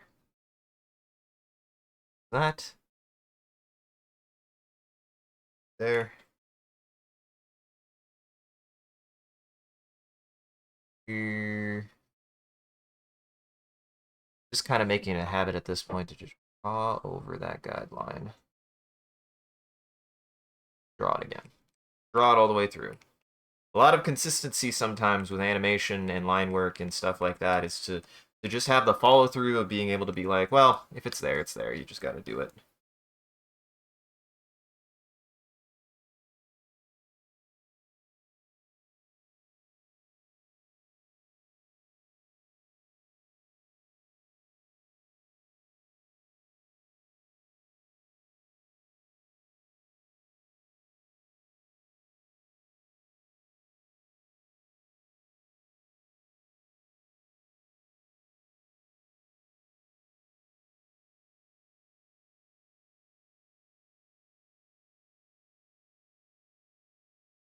Ease. Just sometimes don't really realize that there's that much change when you're working. You really don't. You're like, oh man, how did that happen? Well, sometimes it just happens. Sometimes you go, oh geez. Oh geez. Oh no.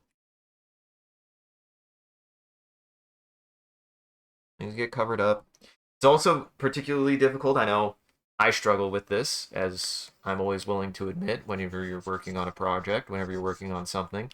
Like, I have a pretty tough time of sometimes getting a little bit in the weeds of two things and, like, not referencing the previous reference well enough and just kind of drawing a new frame in a way that informs the frame itself, but without taking into consideration what was happening in the previous frame.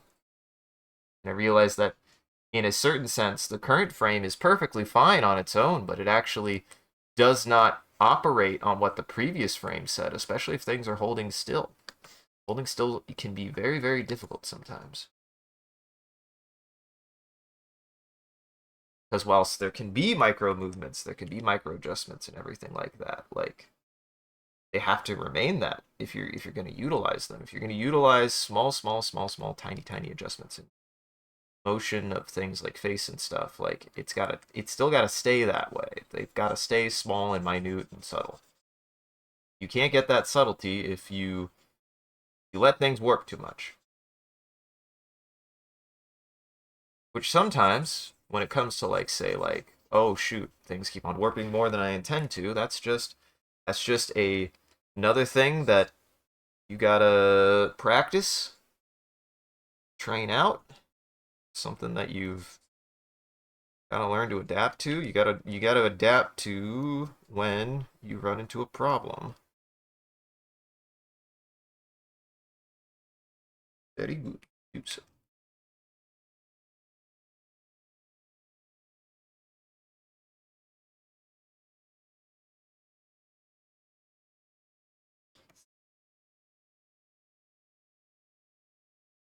There. Like that.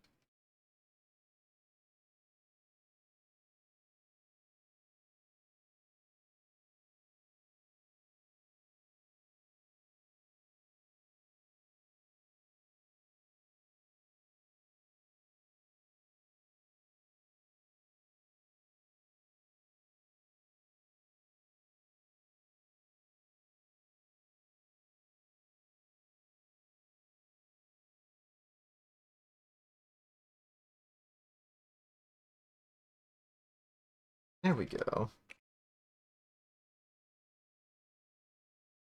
Almost. We're almost there.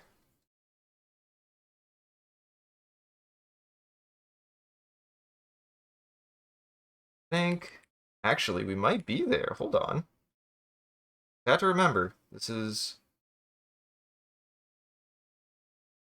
also looking down. Save.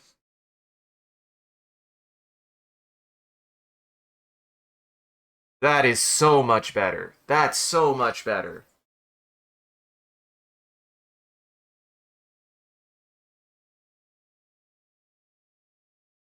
Probably next time I'll focus on the mouth. The mouth moves a little bit too much.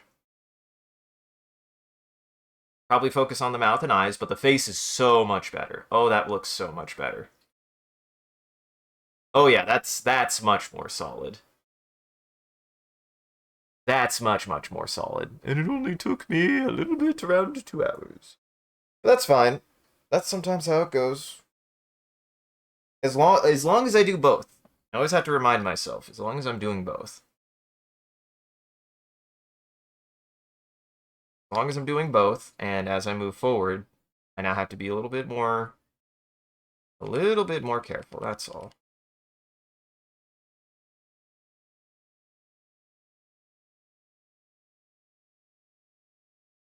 Oof.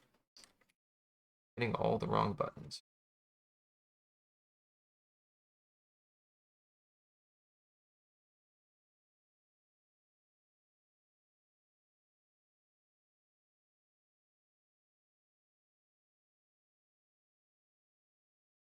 But yeah, either I'll do the eyes next time or the mouth. The mouth kind of moves around a little bit too much. Yeah, kind of like rotates around her face. That's not necessarily intending what I intend to do with it.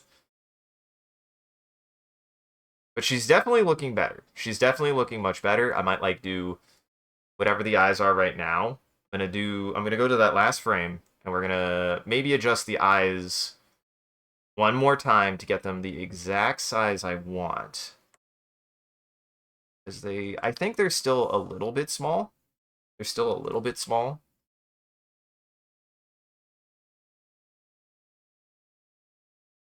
Like a little bit bigger.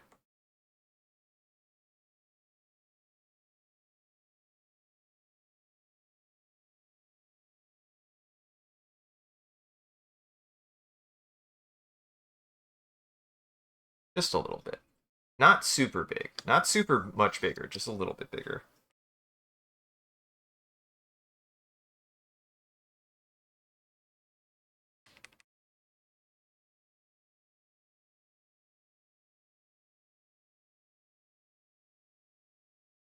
Right. Now,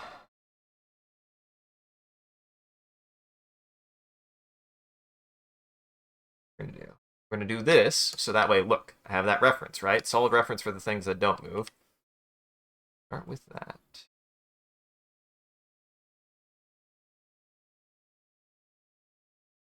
That face a little bit more solid this time.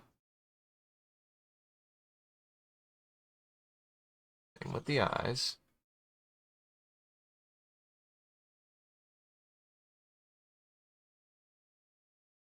I think.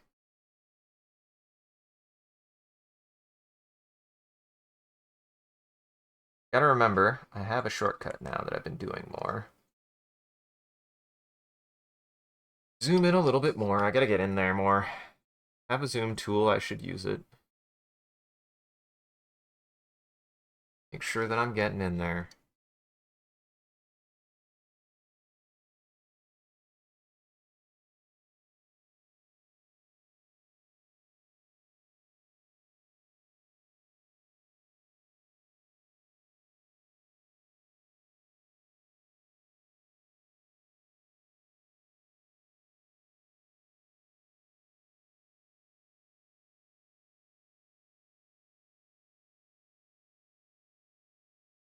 Yeah. I'm gonna do a better job of that, hopefully.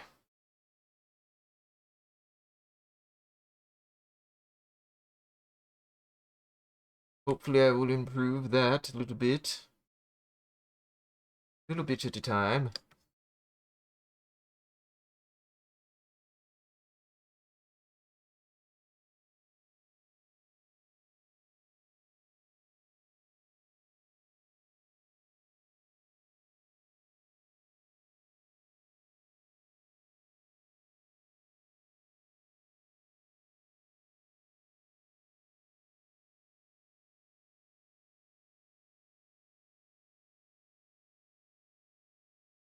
Pretty good.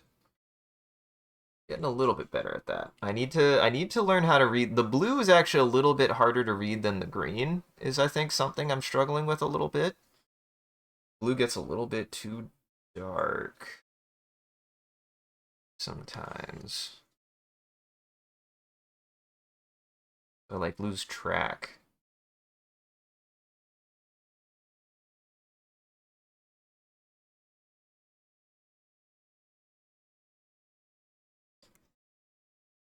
Hey, I'm doing this way.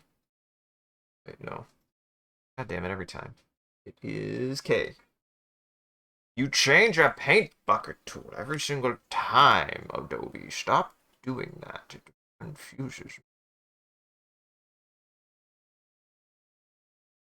It leaves me confused every single time.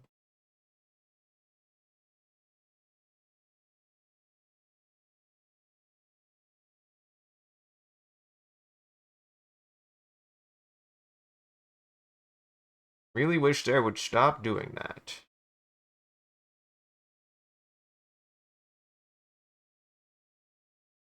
There we go.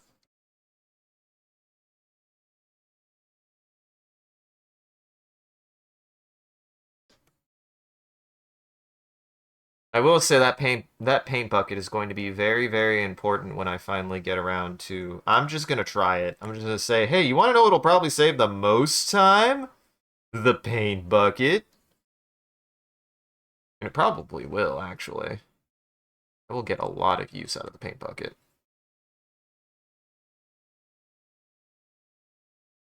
You just fill the cell. That's why I cannot imagine, you know, physical medium animation in a certain sense, because that's all hand coloring. They probably had to mat that with a really good.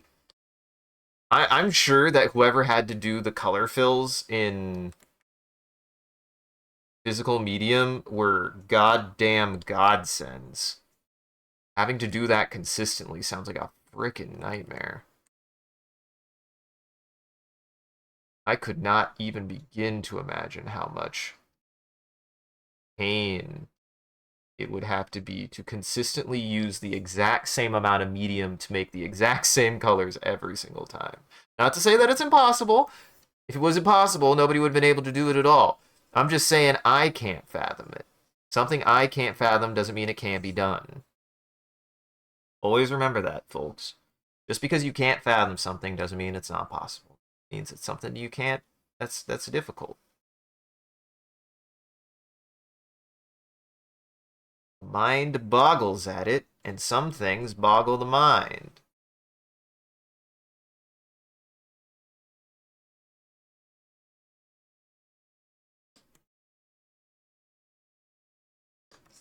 It's also important to remember, and this is a certain amount of restraint, I think, that one has to really fight in animation, especially as somebody like me who does like a lot of who does a lot of work regarding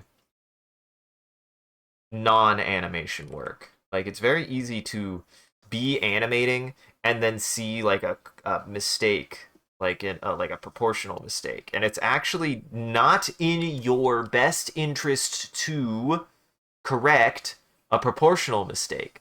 And the reason why, the very reason why, is that if you try to correct, also, that's what I thought.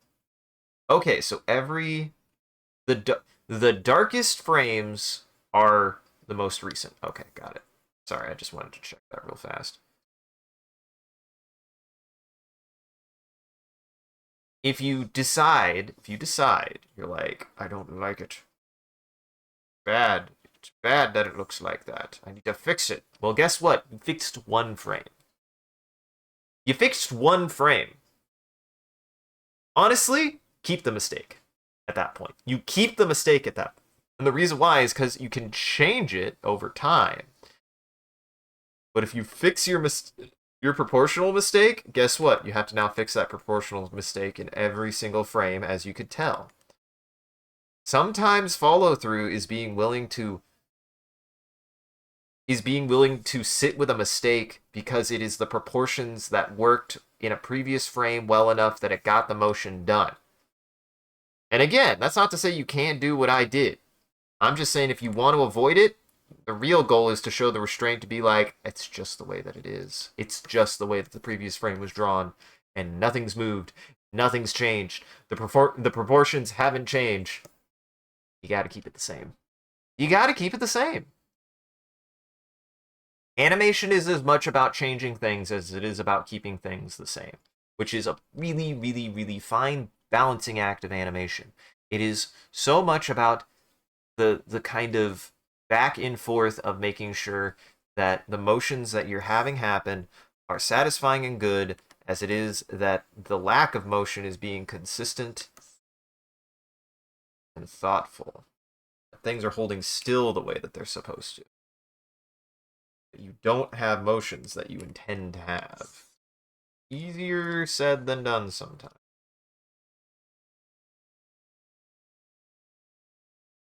Really? That's a pretty that's much more solid. I need to zoom in more. I just need to zoom in more. I'm notorious about it. I'm terrible about it. I need to I need to do that more. It's something I don't do enough.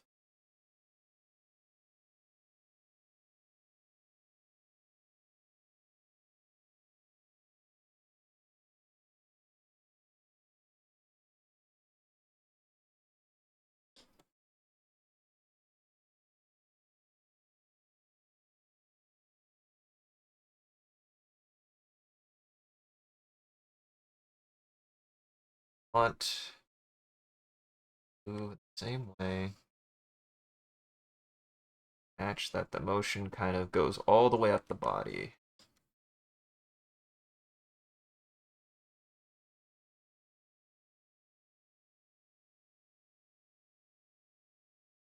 Stuff. I should always de-onion skin before I move on to the next frame.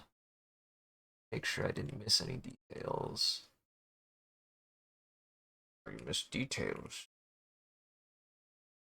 That's how you miss details.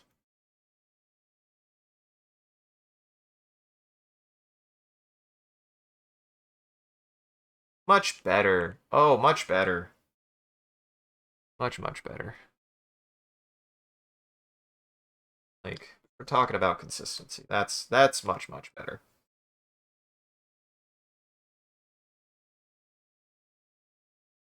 Yeah, that's good.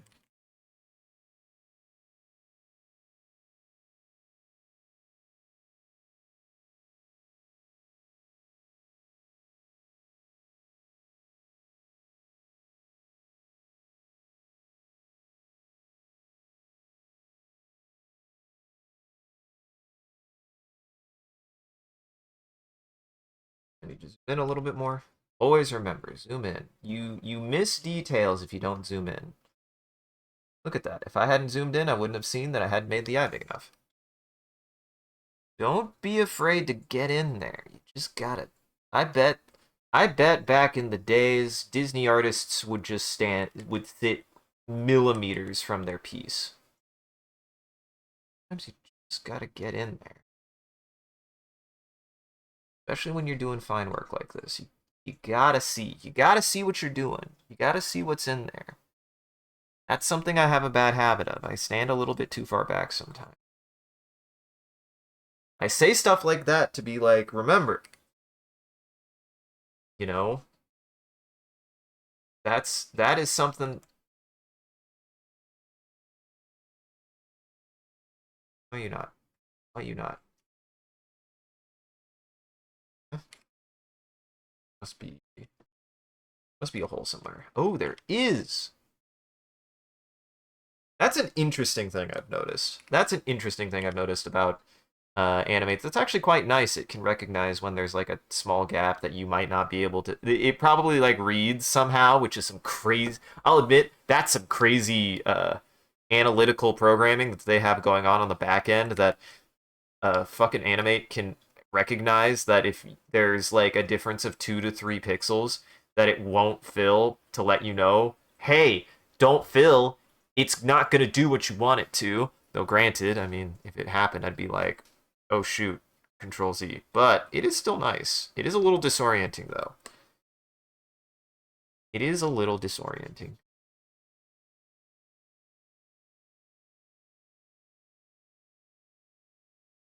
I should zoom in when things stay the same and zoom out when things change. You want to see the big picture if things aren't going to be in the same spot. You want to see the small picture when things aren't going to change. Because then you can make sure they stay the same. What's funny is you would think like bigger motions would be harder. You think bigger, like these big long strokes, they'd be harder to keep consistent because they're big and long. But the thing is one of the techniques that I would say I learned, that I was taught, is that a lot of motion goes through the whole arm, and to get consistent strokes, to get consistent drawing strokes, you're using a combination of your wrist and arm, not just one or the other. A fluid motion comes through the entire motion of your hand, not just through a single part of it.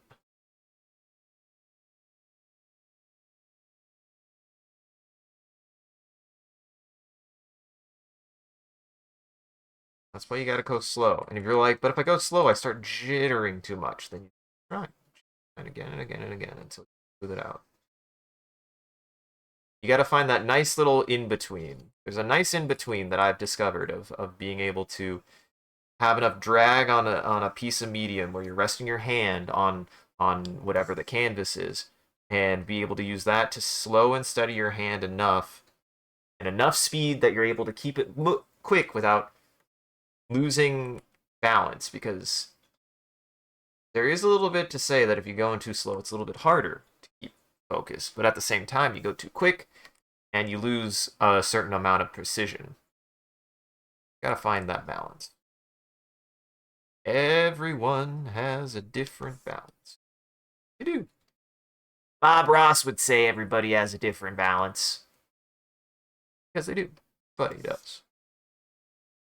People do things a little bit faster, some people do things a little bit slower.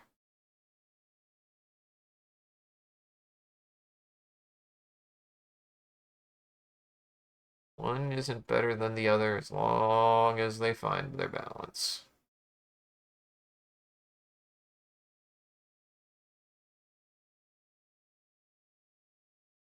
There we go.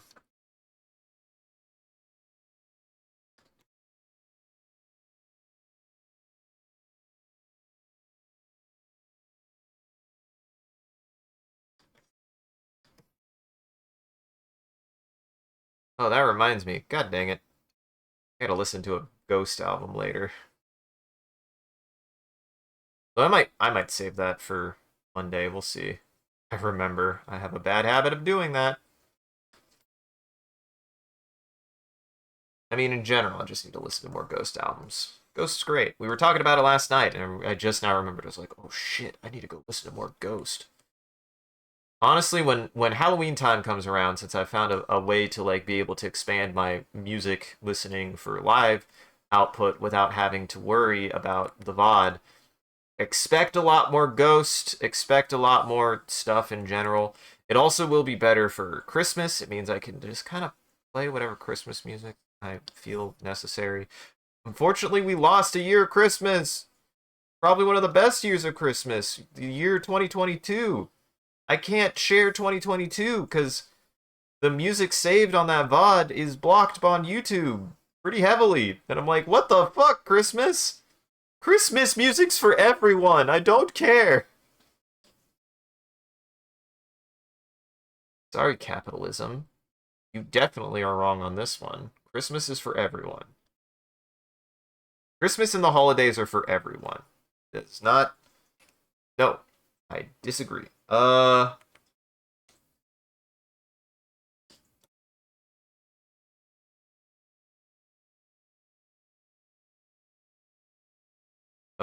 That's when that happened. I guess I wasn't paying attention. I must have hit something in real. What? When did that happen? I noticed. I was like, wait, why does it feel like all my lines are gone?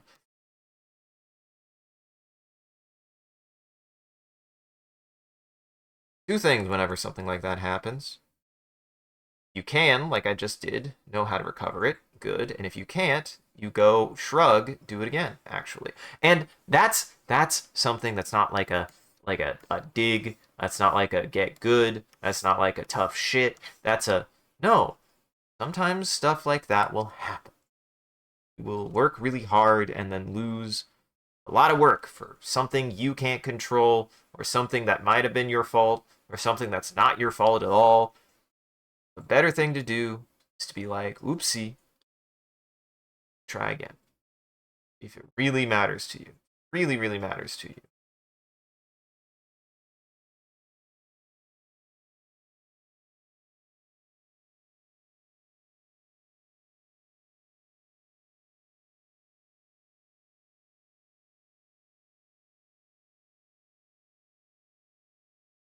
There we go. Just doing a better job, really trying to focus on what the lines are doing.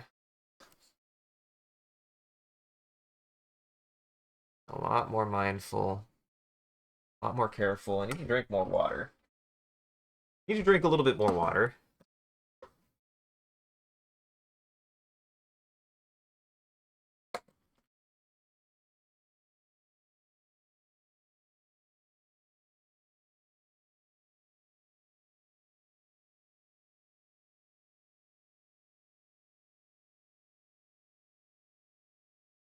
I think, hold on, for the last.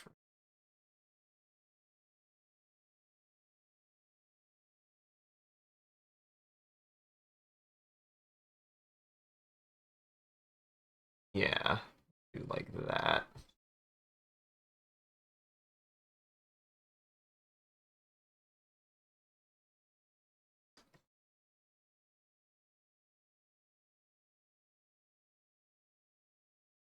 Build up that anticipation.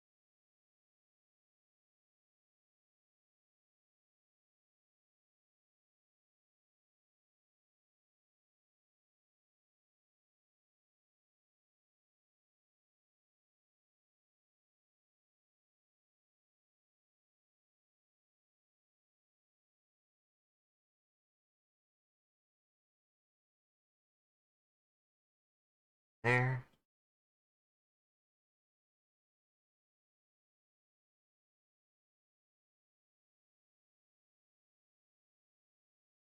Kind of move that over a little bit.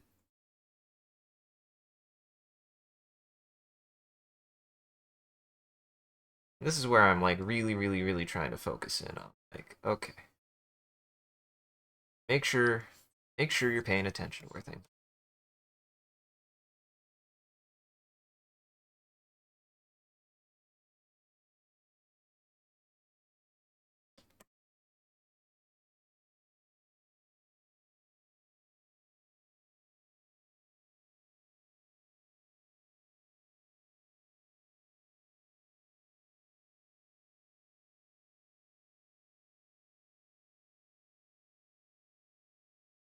It's good to kind of note as you draw, as you animate, certain parts of your subject that can be used as reference points of motion for when something moves, that they kind of like you can see where things move down along with it. One of the things I'm kind of focused on is like the shoulders. Wherever the point is where that line kind of navigates to, no matter what, which can be difficult. That's its own struggle.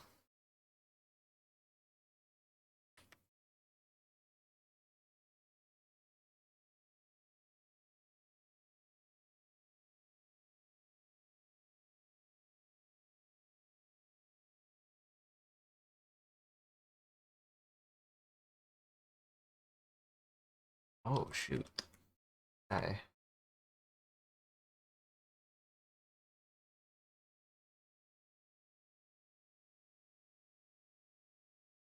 That's something to important.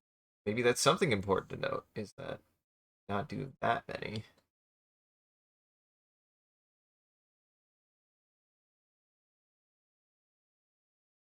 My best.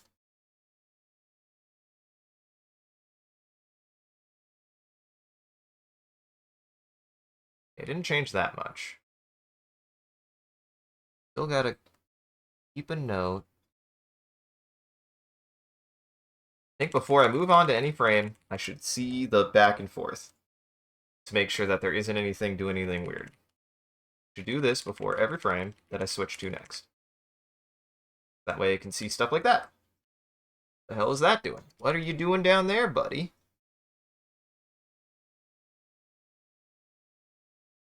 You're not supposed to be doing that, buddy.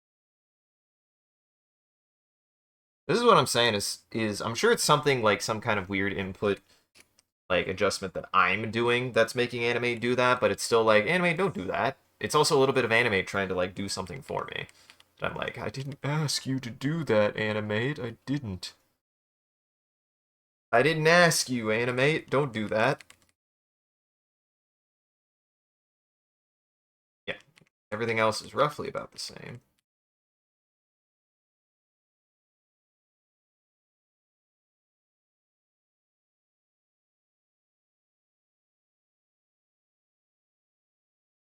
This has quite a bit of motion to it.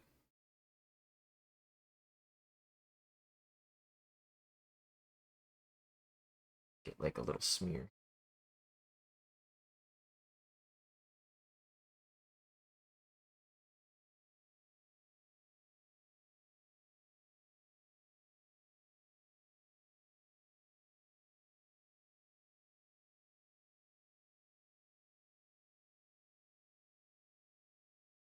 I don't know how. Listen, we're just gonna go. Just gonna go. So Animate is doing their best to provide you a good user experience, and you treat it like that? I'm sorry. Animate just makes me emotional. Welcome, Comfy. Check it, check it, check it. I feel like I fixed a lot. We want to here. The face is doing much, much better. The face is doing much, much better. I need to fix the eyes and the mouth. The mouth does a little bit of a meme. It kind of moves in the face, but the face itself was moving too much, and like the shape of the face, and now it's much more solid. I still love the hand movement. Like this is something I'm really proud of. Is the things that come the most natural to me are the things that are working without me having to do much. The hand motion of her fiddling with her hands and then shaking to get it to like get ready, and I'm just gonna keep it like that. But her hand shaking like that, like the way that she kind of fiddles with them, I don't know why that stuff works naturally for me. But the thing that like I'm having to develop a little bit more, have to figure out is actually the parts where things don't move. That's the part that I'm working on the most, that I'm having to like really learn and process a lot, which is fine. It's a part of the process. It's a part of the experience of like learning anything with something like that. Is like you notice the things that you do really, really well, you do get immediately, and then you notice the things you kind of have to work on, you have to figure out. And that's a part of it. That's just a part of it. So it's been coming along though. It's been coming along nicely. I'm really, really happy with where it's at right now. I feel like is very, very good. I've learned a great deal on some stuff that I've gotten much better at. Mainly speaking here is how to utilize the onion skin a little bit better to make sure that I'm getting the right amount of information for my onion skinning. I think part of the reason why I was getting a lot of that wibbling was a combination of me pressing a little bit too hard and not following the onion skin well enough. And like not really tracking it. I need to track where I put my line, you know? Uh-huh. It's good. And I appreciate your support. I feel like really though, I feel like I've really in the last year or so have really grown the most I ever have as an artist. And I'm really hopeful and excited that more things are to come, no matter what. The only, I'm so paranoid about it. At some point, I'm gonna find a way to anchor the drawing screen in such a way because there's one thing that worries me about this drawing screen because it has happened close enough to this that I was like, oh no, if this were to ever happen when I'm not here, this would be bad. It's a little bit top heavy. And when I say it's a little bit top heavy, I mean I have had one experience in which I was not paying attention and the drawing screen tipped forward and I wasn't quite ready for it. And I had a heart attack. The reason why that's a concern is because the little boy, love him to tears, is a bit of a rascal. And he does sometimes try to get behind my computer, and he has recently noticeably become a little bit more indignant about it and a little bit more persistent in trying. I'm not saying I let him be successful at it, but he is a little bit more threatening about doing it more. That combination, which has turned my computer off before in the past, by the way, that combination is dangerous. That combination is very dangerous. So I don't need a wily buck kitty sprinting to get behind my computer to accidentally knock into the very immobile the most immobile screen of the platform and knock it over on smash it onto the ground or something. I would be so heartbroken.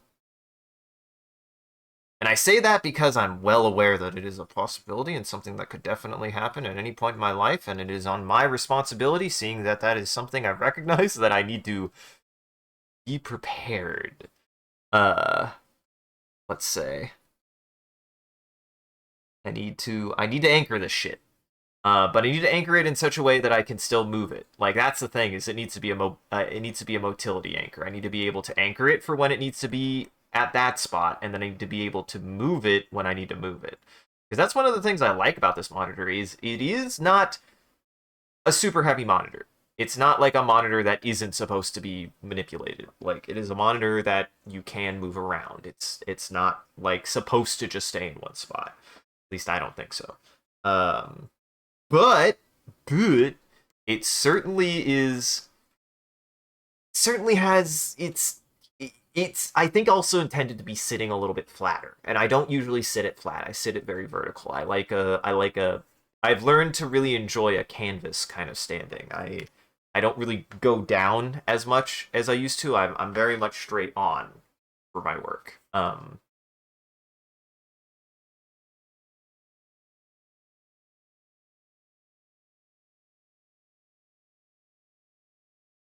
I'm much more vertically oriented than horizontally oriented these days with my posture and my attention.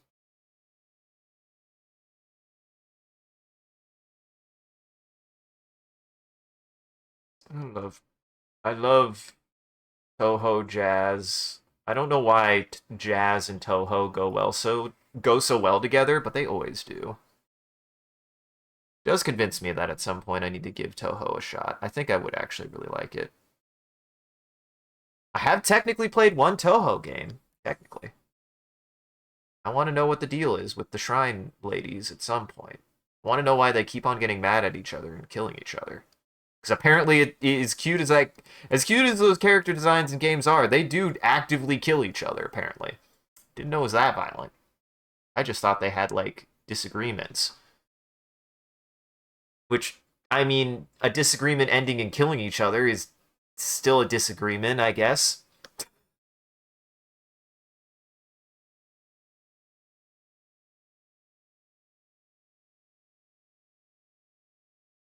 I just thought it was a bunch of cute girls having,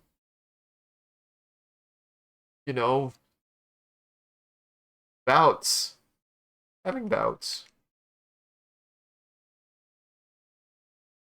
It's so funny. Also, things like Bad Apple remind me that weirdly Toho's got like a more serious, mature. Hello. tone to it. Hello, Mr. Purple. Welcome. He is in fact purple. Don't forget Toho 6 resets the continuity because the MC may or may not have kind of gained the power to destroy the universe. Yeah. That's why I would actually probably enjoy... Listen, I have learned something very important in my enjoyment of pieces of media. I love melodrama, so... What are we drinking? Water. Coffee. What are we drawing? This. I'm working on an animation. Oh no. Somehow. What the... Oh, I see what happened. Looked off the timeline. I've been working on an animation for about... This is month 3, I think. Month 2 or 3. And hello, Hydrate Man. Thank you.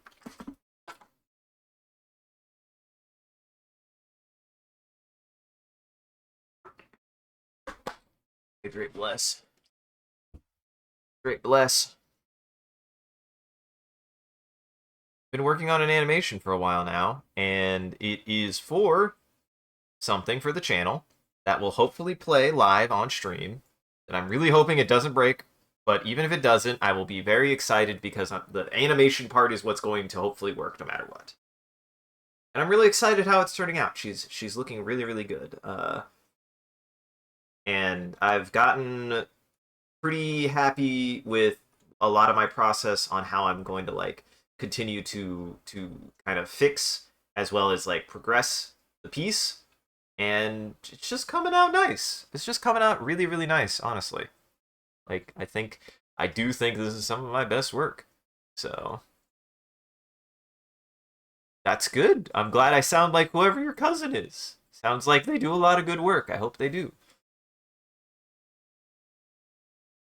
Yeah, my cousin, he lives in Kansas. He won't shut up about dinosaurs. Um, an Ace Combat. You would really like him. Listen, if we were cousins, that'd be fucking wild. As far as I know, none of my cousins know what I do. As far as I know. Not to say that they shouldn't. I just don't think they do. I haven't talked to a lot of my cousins in a long time. I hope they're doing well. I liked a lot of my cousins growing up.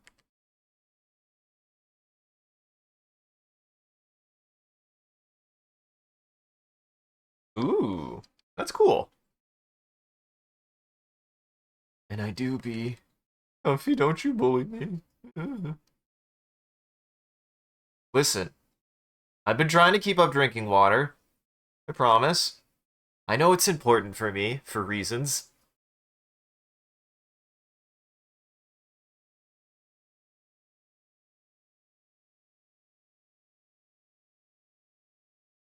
Ah, shit.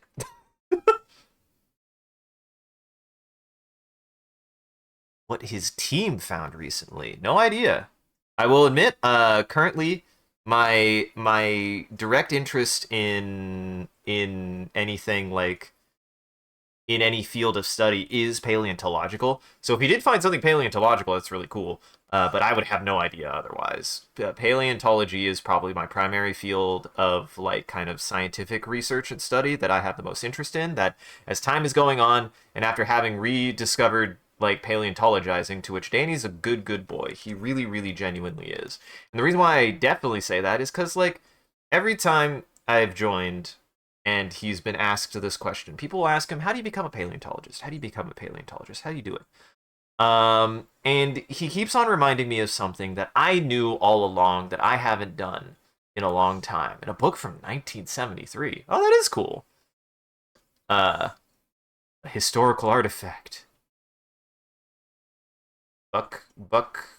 It's a comic book. I can't think of the space comic books. Captain Buck.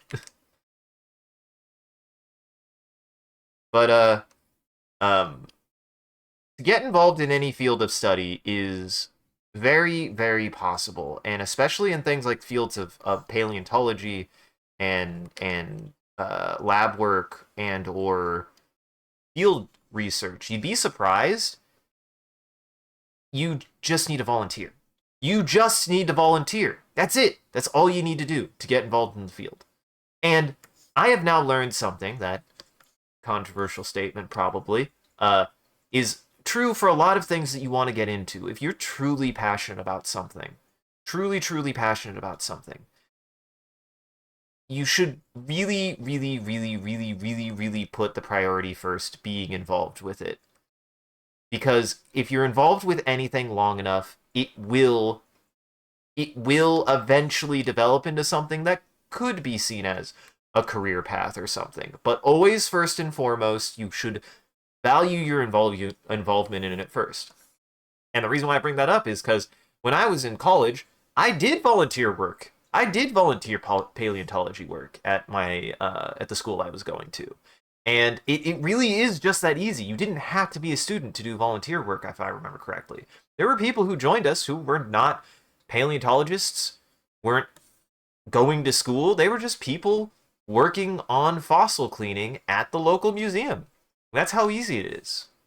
That's just how easy it is to get involved in a field of science, actually. Is to, believe it or not, get involved with the field of science. It's just what you gotta do.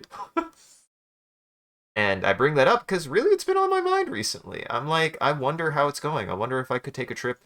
I have been meaning so badly to just go back to and to dox myself just a little bit because it is the name of the campus natural history museum, and it is one of my favorite places in the entire city.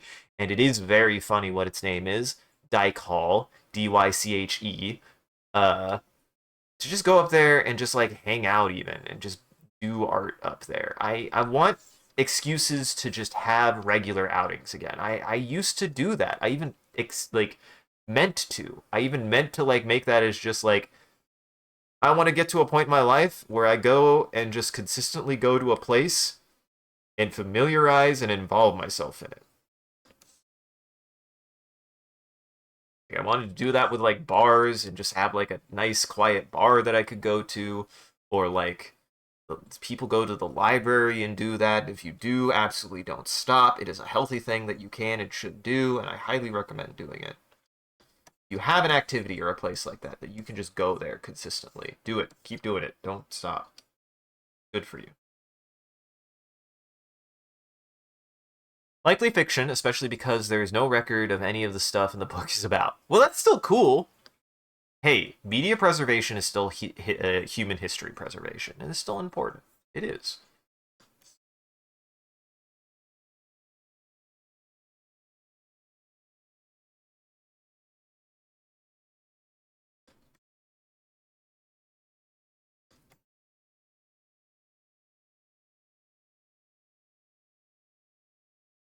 Even the fictional parts of human literature are a part of human history. This is something I think that is oftentimes neglected by media eaters, is that the understanding of media preservation is human preservation. It is history.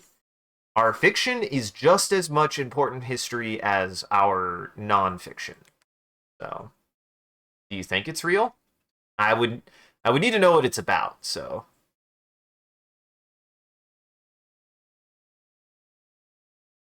story is basically about one of those environmental groups, but they are more of a cult than anything, sacrificing people who litter types of stuff. That's if it isn't fiction, that's incredible.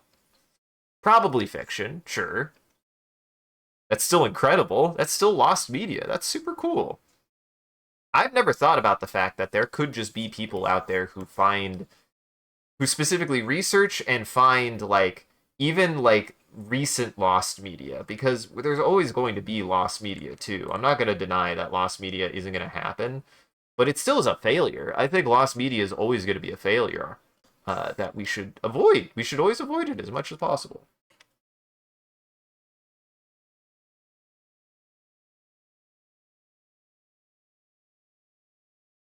Because again, media is a all media is a sort of time capsule of what what an individual was thinking about in the environment that they were in at the time that they were in it.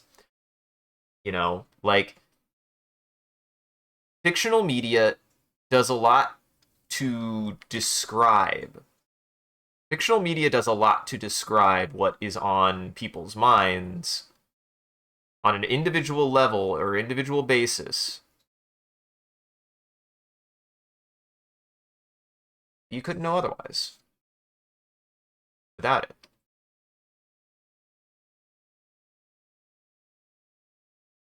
According to the book, the leader of this group is known as Brother Nature. Claims should be a claims They claim that should be a descendant of Mother Nature, green skin and a sprout growing out of his head. Egg. Well, that just sounds like Darkwood. Honestly, that just sounds like Darkwood. So, it's probably fiction. It's good fiction.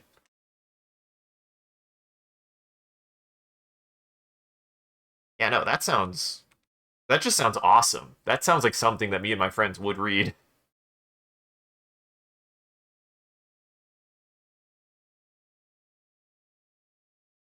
Comfy can confirm we're a bunch of spooky weirdos. Being a bunch of spooky weirdos is like one of our number one modes.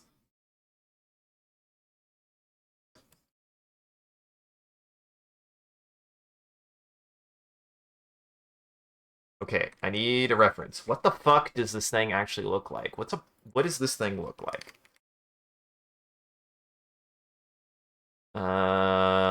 I need like the cone or oh, well, yeah. You know what? You know what? It's a recognizable shape enough. I am gonna use the one I know.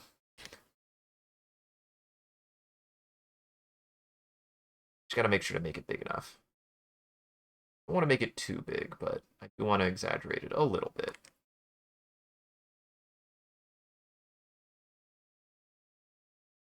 Well, there you go. Darkwood is very good, by the way. I actually have two entire full playthroughs, one of myself or three entire full playthroughs, two of myself, one very early, and then one of my friend, and then one again because I like that game that much. It's really, really good. Highly recommended if you like spooky, weird stuff. It is quite good. It is, for my money, some of my favorite horror writing and horror gameplay. Um, it ain't perfect, but what is? Uh, it's quite good. It certainly does. I think part of the reason why it's one of my favorites is less that it succeeds at everything that it does, and it just does things that I want to see more survival horror games do.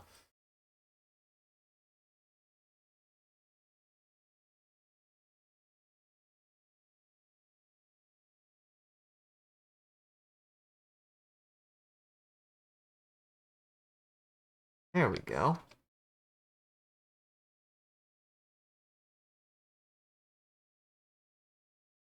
There, there, there. One thing I've really, really honed in on with being able to zoom in. I gotta remind myself. I always gotta remind myself sometimes because I'm bad about forgetting my own personal advice for drawing. Is like next time I have to be like, make sure that the onion skin is always a little bit this thick. Make sure it's a few frames back, and then also always remember to zoom in with certain parts to make sure that not wibbling them too much. I just was way too zoomed out. I wasn't paying attention to where the lines were being put. Another thing I learned is just like actually being able to read that pressure sensor and being able to read that dot. Like I hadn't noticed it before. I didn't even notice it appeared, I think, until today. On the 16th page talks about how Brother Nature carved the phrase "Go green, sign up to save the earth" on his chest. That's badass. Hey, I think I want to join Brother Green's cult.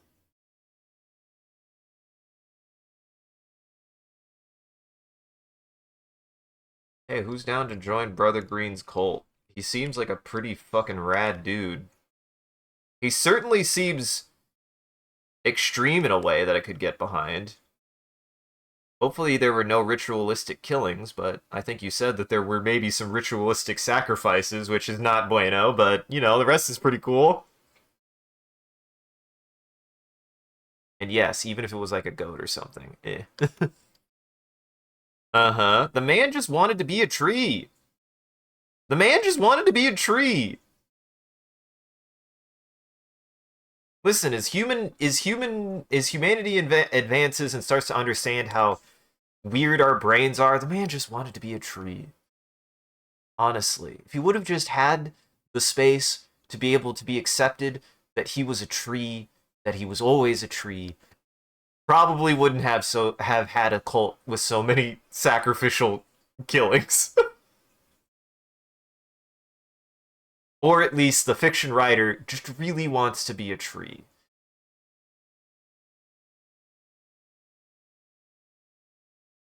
Though, is it really that extreme comfy if also considering essentially all trees don't care if they have planks of wood attached to them? That's pretty standard for a tree, actually. That's like the most bog standard thing you could do to a tree.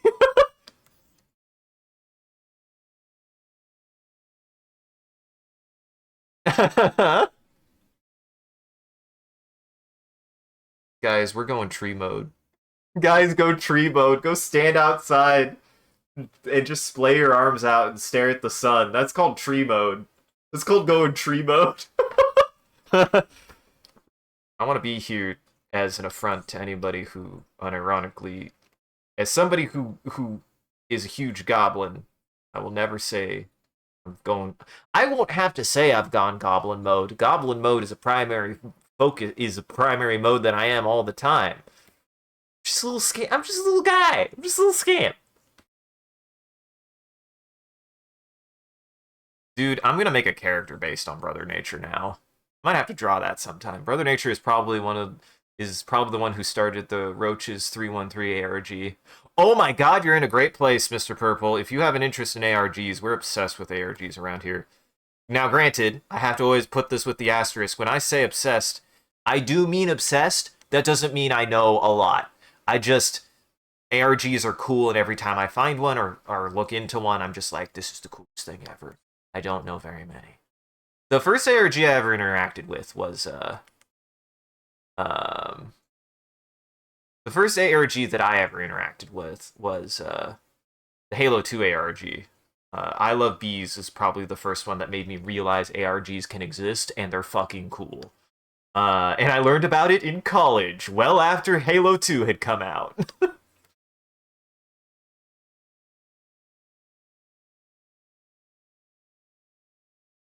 This is an ARG surrounding a virus or parasite tree within this poor Portuguese kid's game world. Oh no, is that too close to home? Quite literally coming. But you can participate. It's not fair.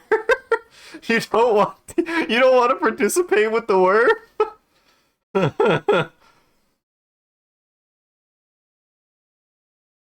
It's not fair. I want to get a parasite. No, I don't. I actually don't. I probably have one. I kept on getting. I got told a lot when I was a kid because I was so constantly. Uh, because I was. People say underweight, and I get it. Pretty much 80% of people, I am underweight. To me, I just have been small my entire life. I've been very narrow. I've been very small, and I've liked it, and I do want to actually maintain it. I think it's a good thing. Like, I don't think I'm an unhealthy weight. I'm just light. If I was truly unhealthy, I don't think I could do some of the things I'm capable of. Like, I think I'm at least brushing up a bare minimum of weight of actually being underweight. But I always got ribbed by like adults, of course, that I was like super small, and though small is weird, I am also 5'11", so I'm just like I'm petite. I am petite. Beanpole. If you really want to call me that, I am technically a beanpole. Um, I'm the most beanpole you could probably be, aside from other features. We don't got to get into that. I was always told I either had a hollow leg or a fucking tapeworm. He's my friend. He keeps me company.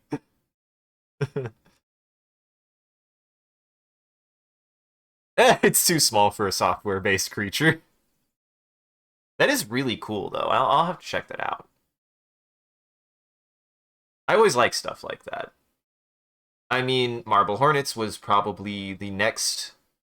I heard about the Nine Inch Nails ARG and I looked it up and I was like, this is kind of fascinating, but I just don't even know how to interface with it to even like. Because the thing that I liked, the thing that I thought was cool that makes me super sad that it doesn't exist anymore is even though the Halo 2 ARG was finished, it was still like almost a little. It was like a nugget of internet. Um, it was like internet preserved in a way that like even though you couldn't like contribute to it anymore, it still was like there, right? It was like it was an artifact. It was like a little internet artifact. And stumbling upon it still made it feel like it was a real thing, even though there wasn't anything else happening to it. Like you could still engage with the ARG, even though you weren't able to play the ARG anymore. Because it still had that like feeling of stumbling over a piece of the internet. I don't even remember how I found I Love Bees. And it makes me sad that if you look up I Love Bees, I think it's archived, but it no longer just takes you to the website. Like the website doesn't really exist anymore. And that makes me really sad because again, part of what still made it work as a piece of art ARG is like it just genuinely was an artifact that I found. That was like, what the fuck is this?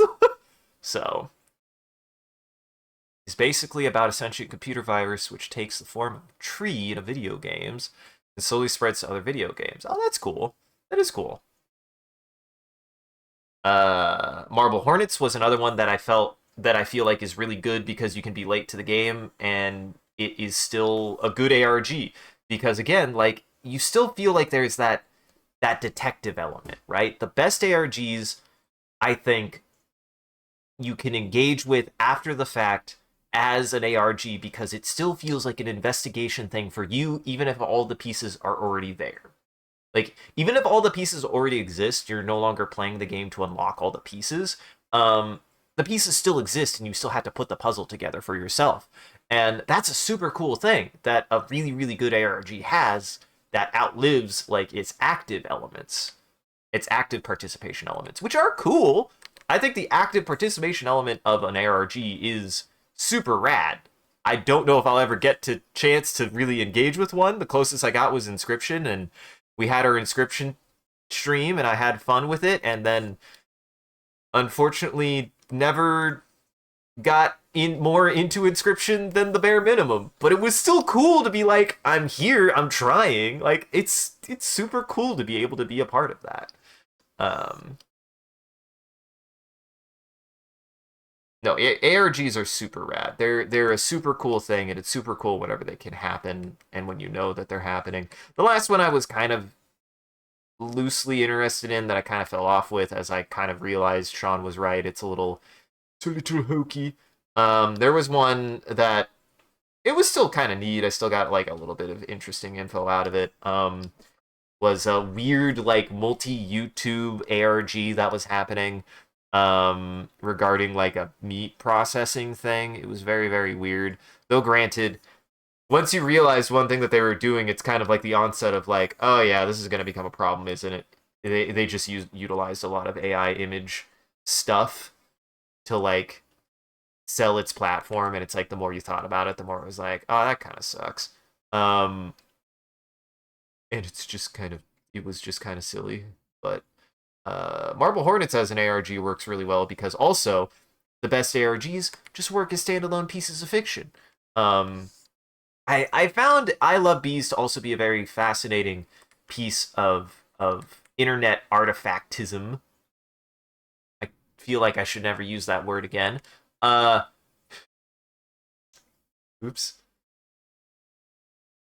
I think it was Happy Meat. I don't know. It was weird. It was weird. I'll give it that. And it had a neat like vibe to it that I'm always down for. Like I can be pretty easily invested in anything that gives me SCP Wibblies, and it gave me SCP Wibblies. So I don't know if it kept going much longer after the little bit I engaged with, but I thought it was neat.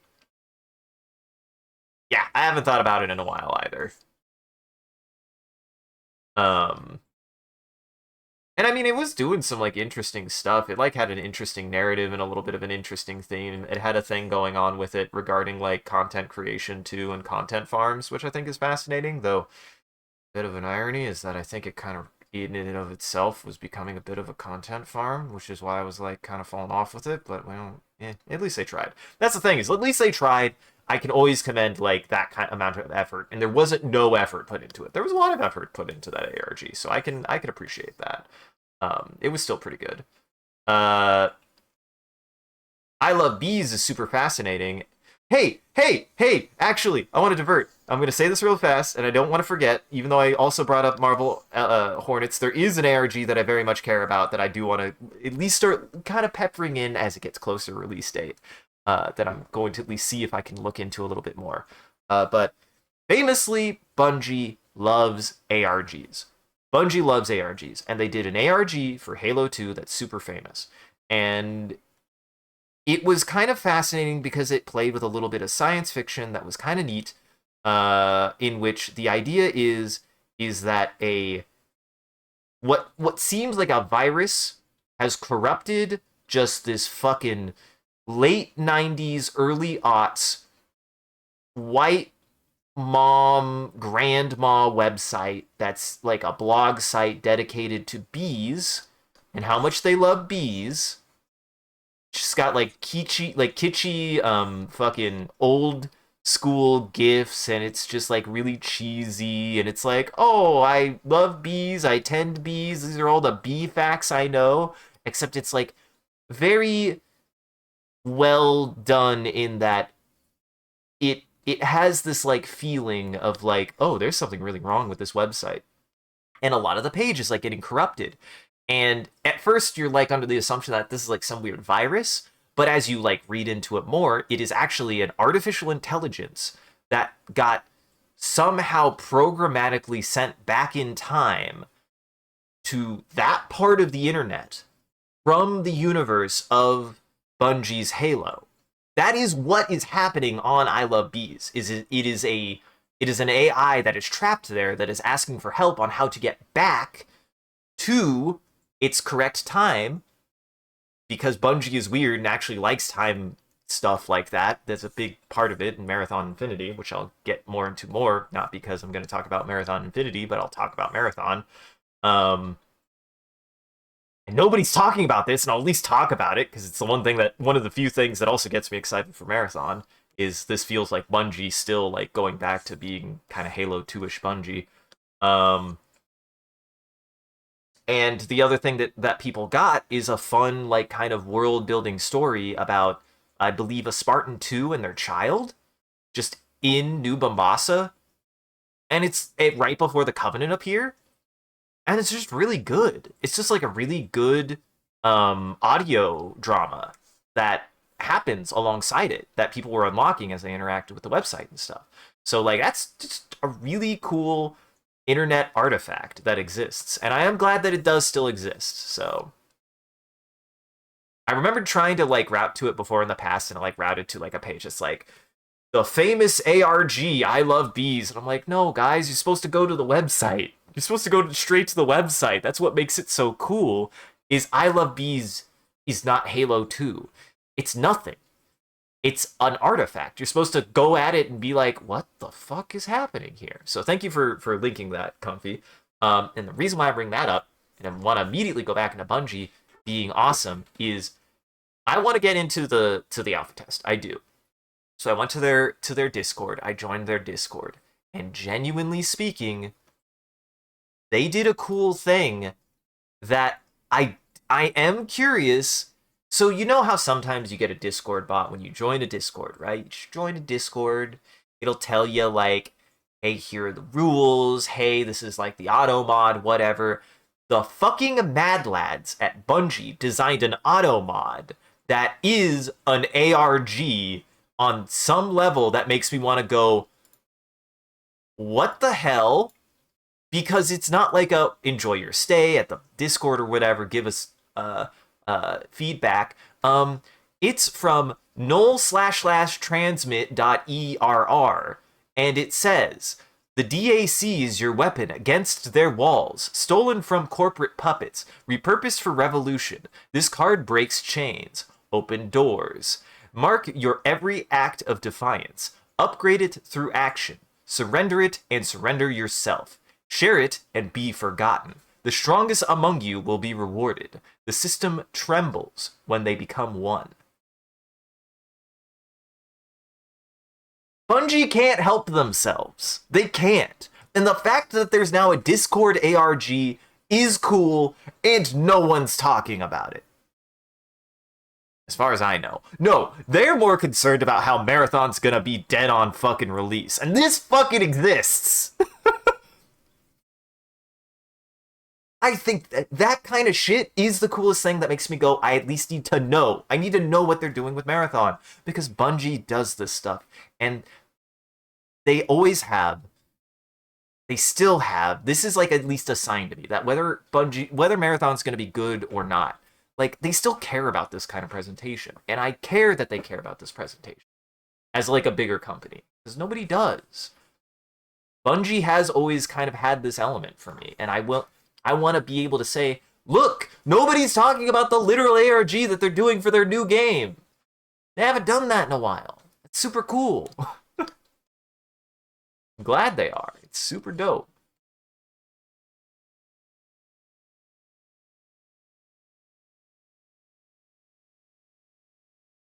Otherwise, I have no idea what it's about. It might be something that I'm going to try to like look into a little bit more if there's been any like data or anything. Part of my concern is nobody fucking cares enough. Nobody cares enough, and I'm just like, come on, guys. Don't do my boys at Bungie dirty. Like, people have been so weird about Bungie recently. I'm just like, I don't even understand why you guys are being so weird about it, actually. I think it was fully down for a while and definitely is in a complete state, unfortunately. Oh yes, yes, it is. It is in a complete state. Like if you're talking about I Love Bees, that it's been a complete state since I was in college, which is when I found it. Like that's normal.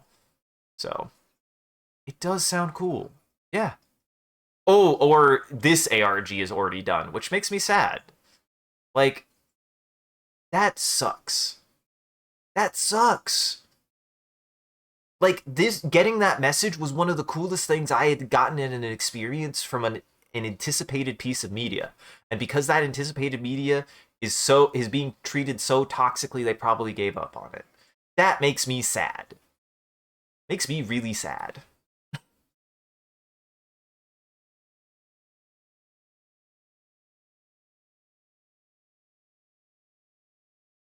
Smarter. We work smarter, not harder.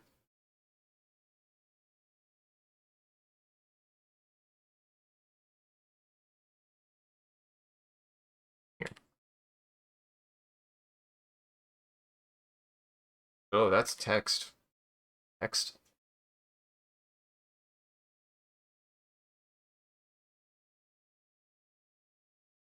Oh, you meant I Love Bees? Yeah. Yeah, I have no idea what's going on with the Bungie ARG, and I still feel like if it feels like a distraction, it's like, well, at least they're putting in an effort to me. That's always what I read that as. It's like they care. They to me it feels like artists caring. Artists giving a shit. And boy, can I say I'm just glad when you can feel like artists give a shit about the thing they're working on.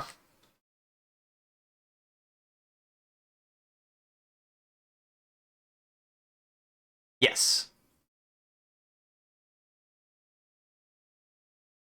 Which I think is going to be the inherent nature of any completed ARG. Like obviously, you're not going to get to be able to see the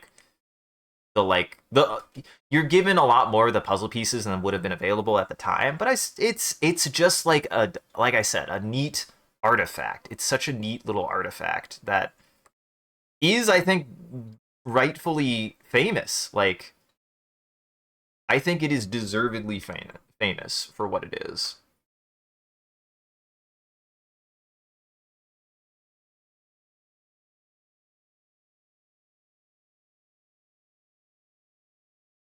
I'm gonna do, need to actually reposition this is what. I need this shape.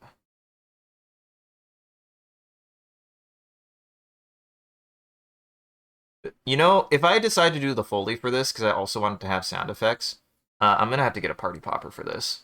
And I'm going to get the exact champagne party poppers, too, to do this.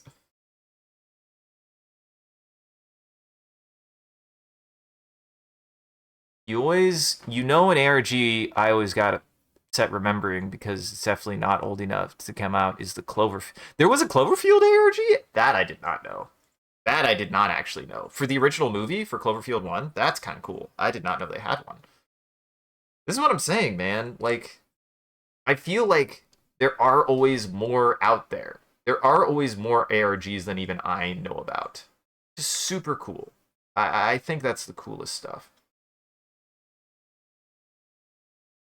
That's why, like, kind of mentioning, like, if this is fiction, that there is a certain amount of, like, ingrained mythos to humanity that is, like, kind of a part of humanity, right? Like, even when we have something fictitious like that, it's, like, important to humanity that we, like, keep those things. Um, I don't know. I'd like to believe so, anyways.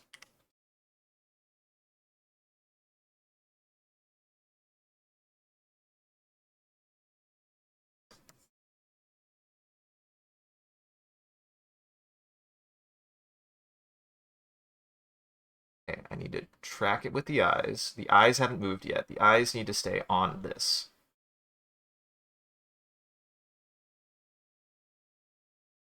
Guys, you can finally tell. It's been like literally 5 weeks. We finally know what she was doing. The secret out. You finally know what she was doing with her hands. Now you'll never know what she does with her butt.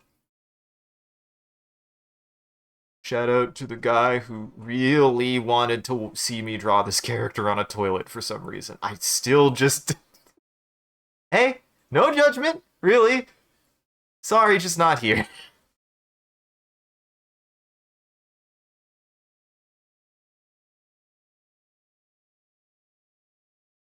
Just of all places on Twitch, it's like they.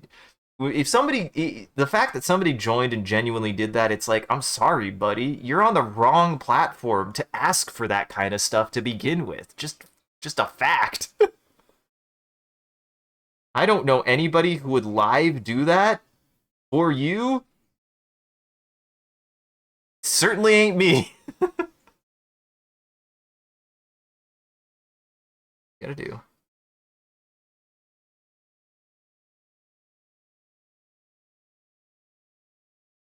Exactly. I won't judge you. They will.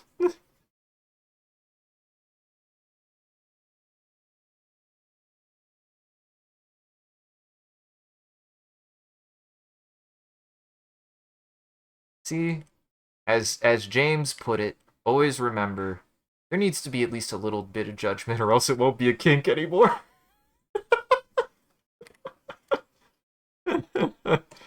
Oh, James. This is why James is a great friend.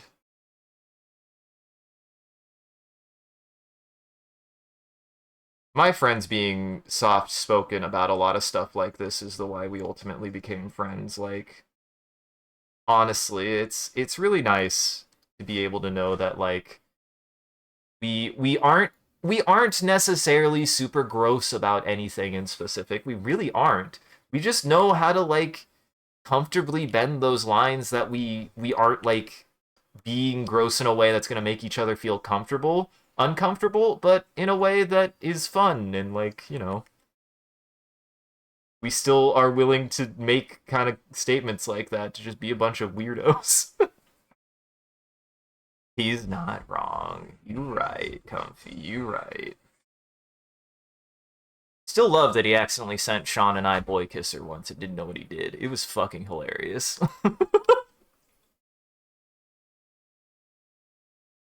The best part is I was the only one who knew what he fucking did. No, I just lost my shit.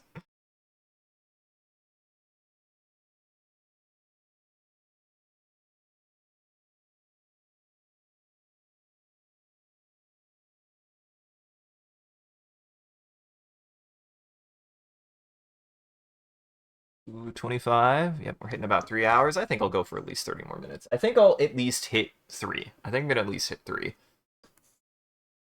I think my goal is always to go to about 3 o'clock for Saturdays. Might end up starting a little bit later. It'll happen sometimes. But I think I'll always try to shoot for about 3-ish, as long as I start between 11 and 12. I don't need to go for a full 4 hours.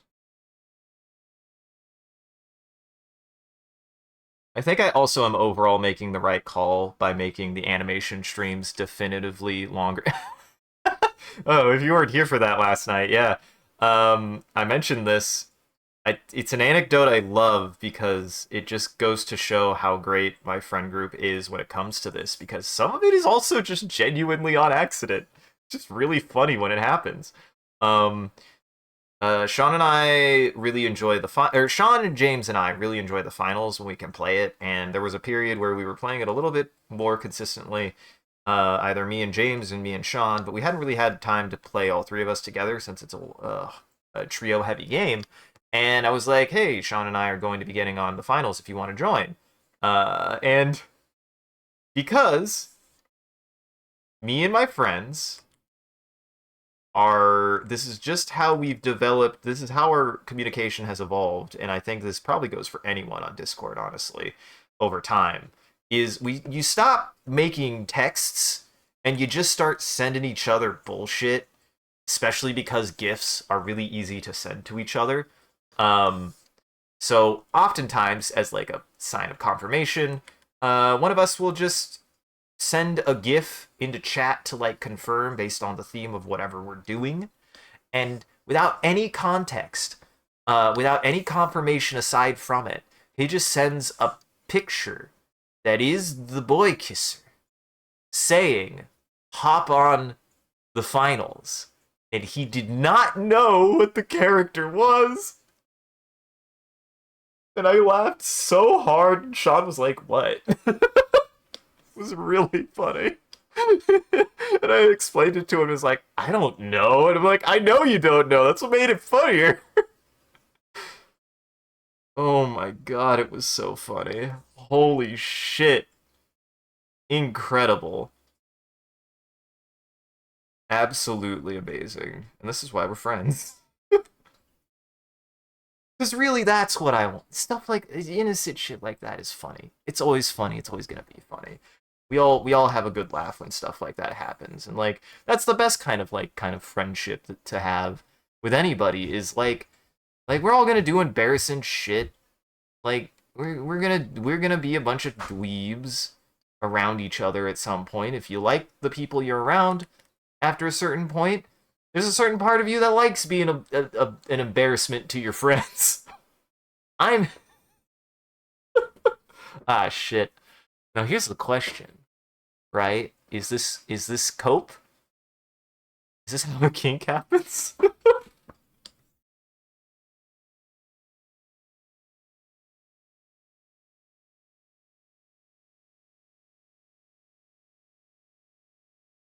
So there you go. That's the story, and how I had to explain to two of my friends what the hell a boy kisser was.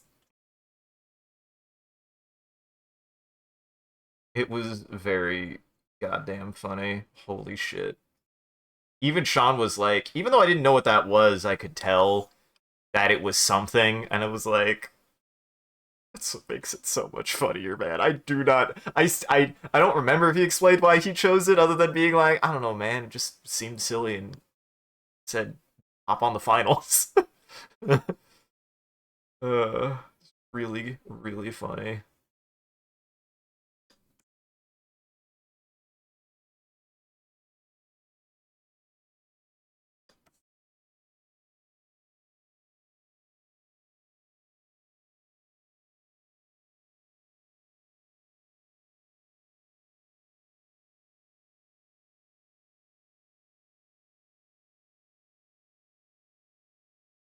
Uh-huh. I have to find hey, I'm going to make this as vague as possible. I'm gonna have to fight every bone in my body to not make a more direct response to that. So all I will say is, you are correct. That's all I'm gonna say. That's all I'm gonna say.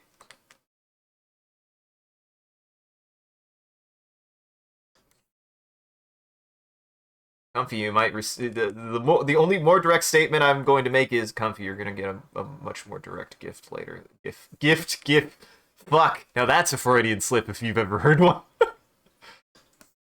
And then I'm gonna drop that. I don't want to say nothing else. I'm gonna drop that. I'm gonna drop that right now.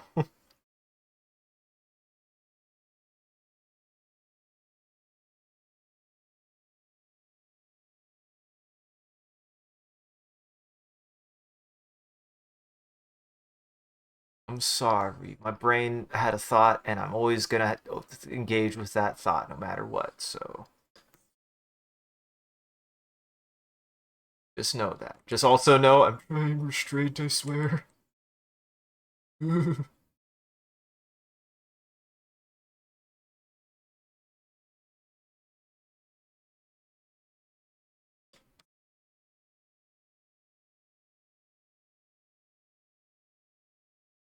All right.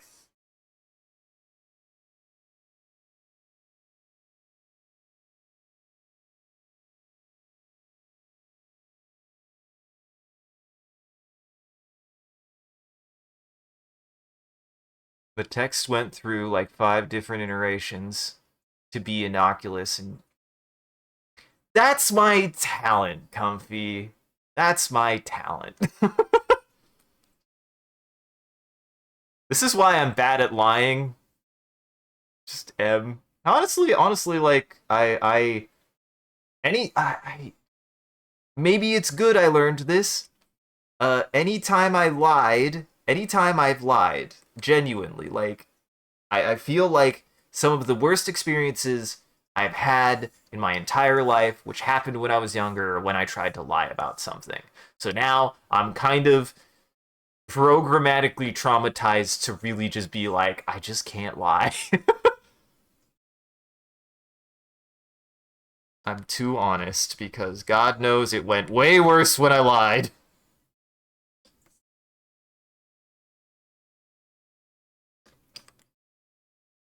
And luckily, none of that actually really happened when I was adult. I can't really think of too many cases off the top of my head that I'm like, I lied as an adult and it caused problems. Like, actually, no, I think I've had a pretty good track record for that. I'm proud of that too. I really genuinely learned that lesson, like at a young age, in a very unfortunate way that made me go, I just can't. I just can't. It's not whatever's happening. It is better to learn and talk it and actually fucking fess up than it is to do something like that. Like, ugh, went bad. Even I can even honestly say, because in a certain sense it's like, yeah, it really was that bad when I was younger. We don't have to get into specifics because again it is unfortunate in a certain sense that there is psychology to why it turned out this way, but we can at least laugh at the inciting incident because it is a funny inciting incident. I remembered being super young and had a bowl of oatmeal. I was hungry, and I just tripped or something, and the bowl of oatmeal perfectly fell bowl first. No, oatmeal first.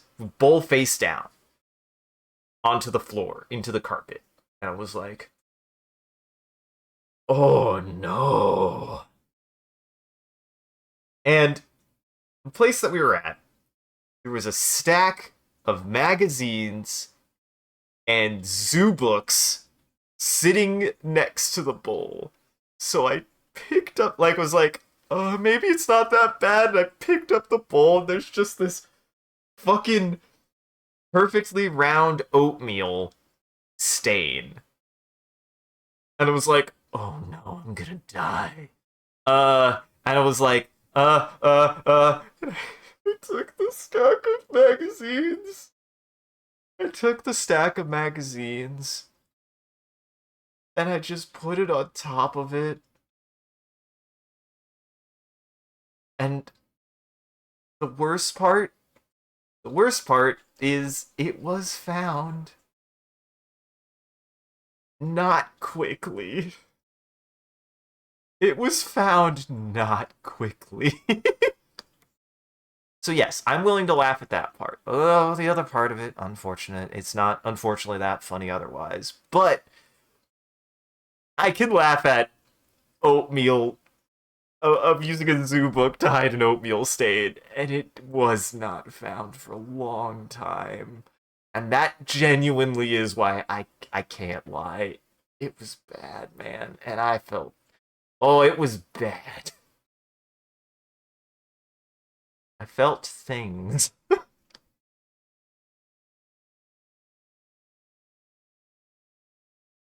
the best use of a zoo book I've ever had, though. Zoo books fucking rock. Bring back zoo books, man. I miss zoo books.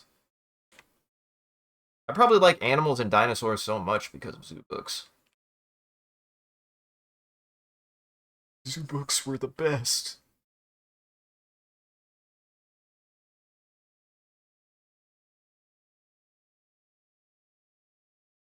All right, let's see. I think I want generally the shape. I at least want generally the shape. I might change some details. So I'm going to do this. We're going to do this, right? It's the first thing I draw. We're going to take it. In future, what I probably need to do is I need to put this on its own layer, just in case. But we're going to do it.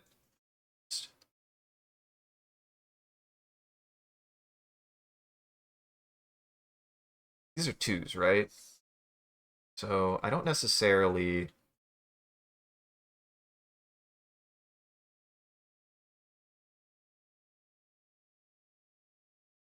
If you weren't immediately found out, that's when you should have used your time to think, oh no, oh no. Well, see, that's the thing, is I think I remembered it happening. I forgot after a while until it was found. When I say it was a while, it was years.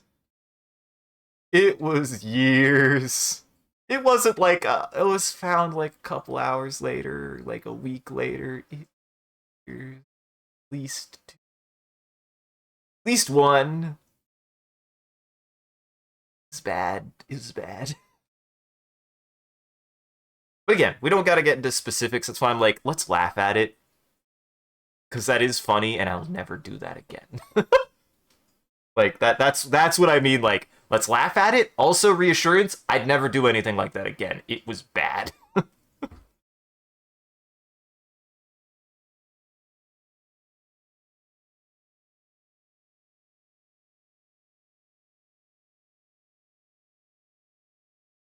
Uh huh. Uh huh.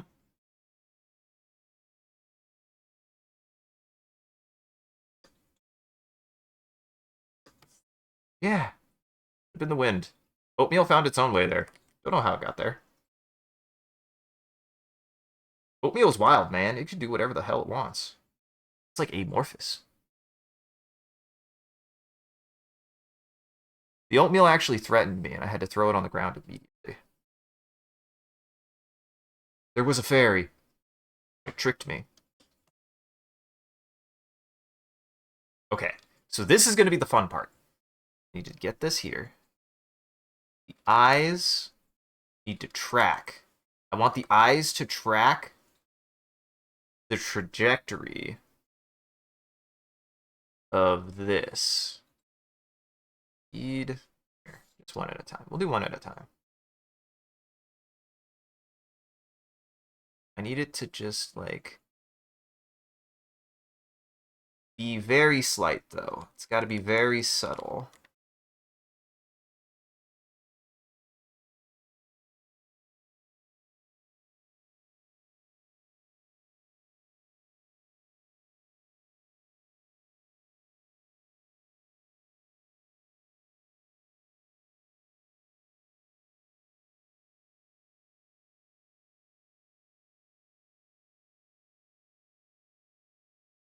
Boy, I hope this works. I hope this works. I think it will. I hope it works.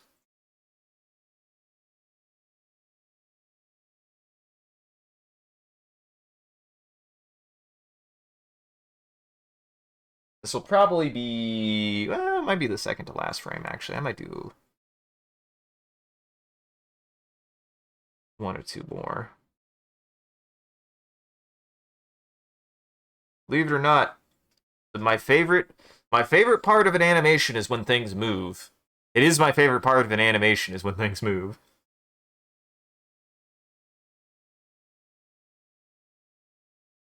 I have a ton of fun when things start moving.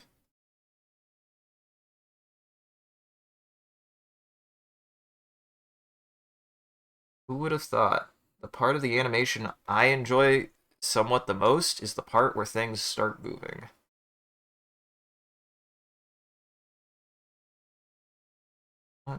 Maybe a little bit of a curl.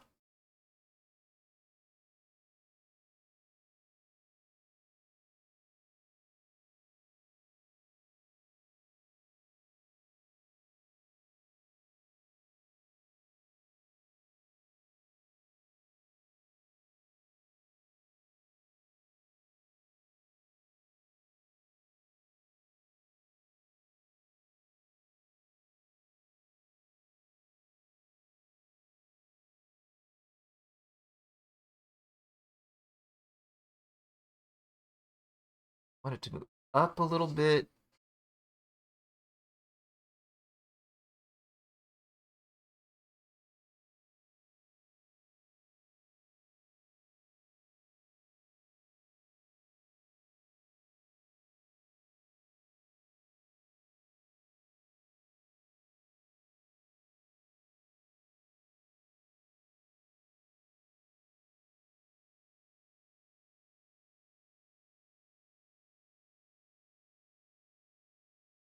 Kind of experimenting here.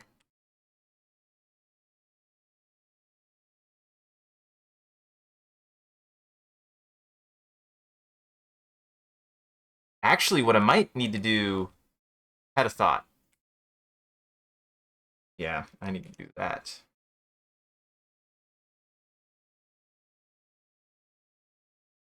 Uh-huh.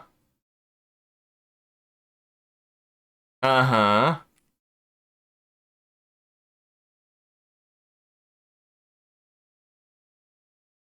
Here's what we're gonna do though. I need to fix this. I think I made an error. I made a slight error here. I was like, maybe if I move I don't need to move the eyebrows. I need to move the pupils.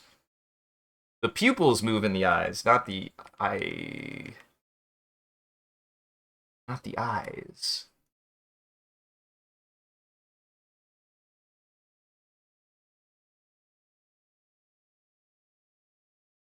Yeah, that's much better.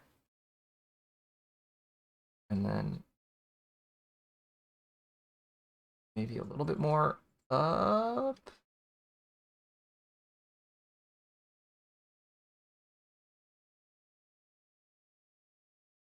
So I want to show that it moves. That's the biggest thing, is I need to show that the eye moves at least a little bit.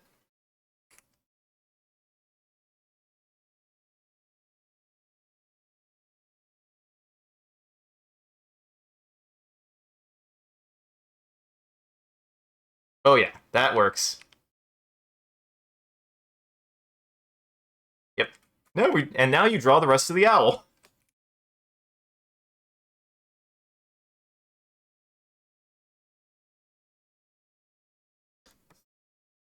Wow, that party popper came out perfectly though. I was like, I'll make it like a cone party popper, and I'm like, I know the party popper. No, I know a part. I like searched party poppers because I was like, I need a reference. For some reason, I was like, I don't know how to draw a party popper. And as soon as I saw the champagne party poppers, I was like, oh, it's got to be one of the champagne party poppers. Oh, that's the party popper I know. That's my party popper.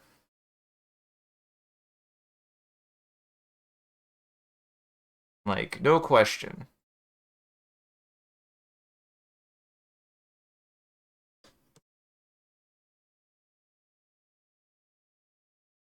Nope, keep zoomed in.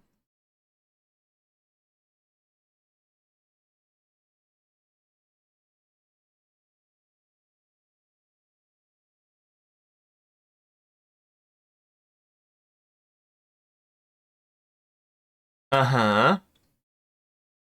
Oh, hydrate. What? Thank you. Oh, water. Oh, agua.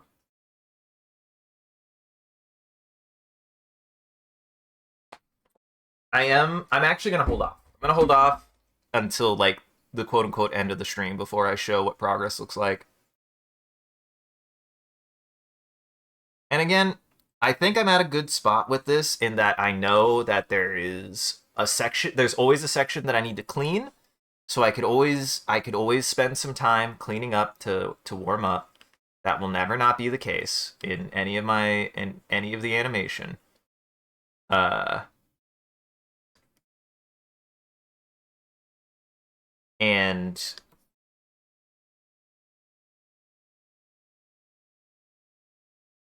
I will be able to much more securely moving forward check myself to make sure like, hey, don't don't be doing I have a much more secure way to do this. A much more the efficiency is less in, I found a more efficient way because it does anything faster, but rather a more efficient way in that it makes sure I do it right.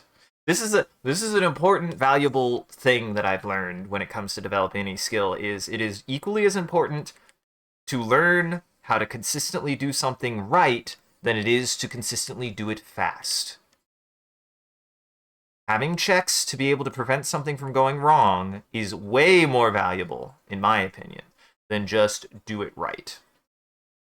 Because when you can catch yourself when you do it wrong, you can fix it sooner. It's harder to fix something that has been a problem longer than you can fix it right when you catch it.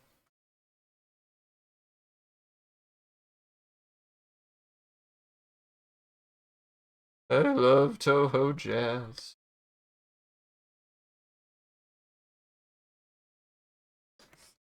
Has no reason to slap as good as it does.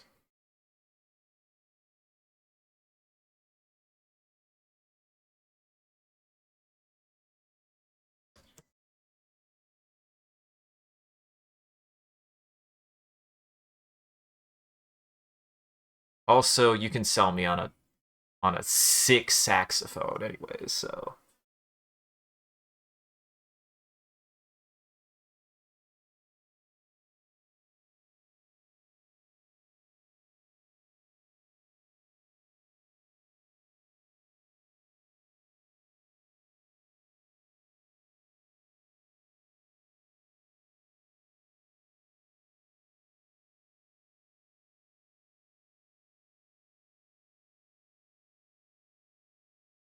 I think I'll have one more hold and then the next frame will be that.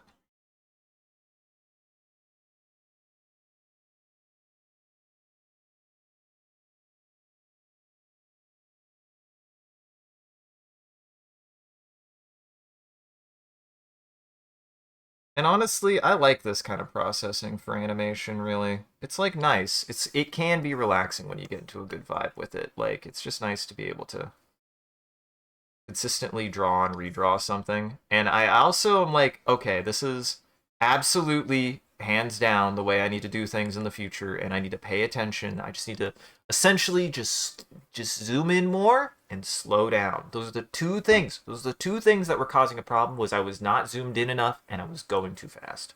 I can guarantee that that's what it was. And hey, now that I recognize that, I'm now more informed. I'm now more informed. I can make better decisions moving forward with the animation.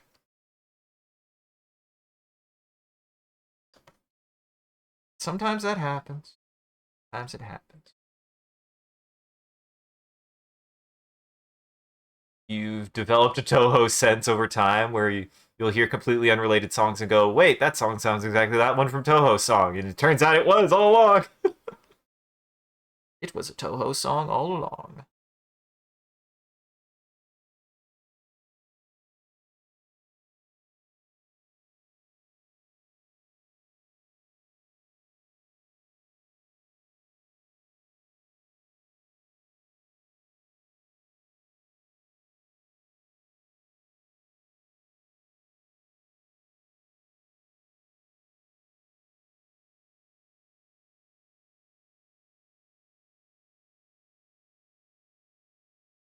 might need to do. We'll see.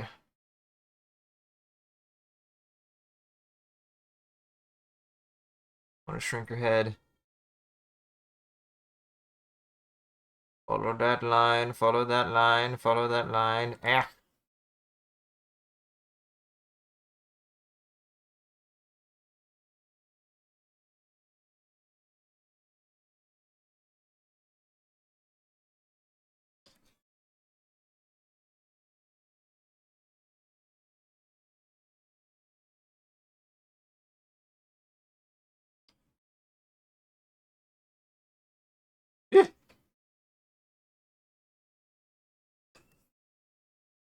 To kind of bring around back to Mr. Rossithy. Mr. Bobothy Rossithy. I'm glad I got this far. I am. And I'm glad that I've made a lot of progress and that the animation hasn't truly stalled out. Even if I stalled out a little, I'm glad that I've gotten to this point. Are party poppers worth it from a cost fun standpoint?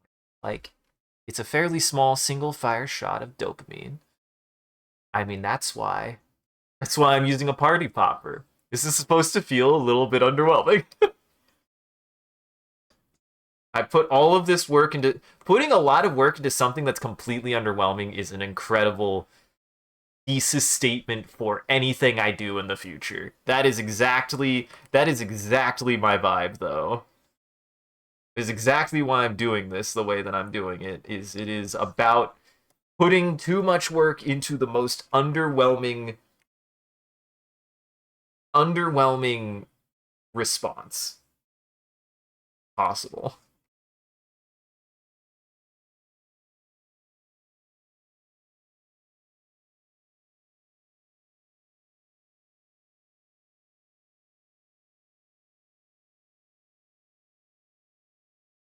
There we go.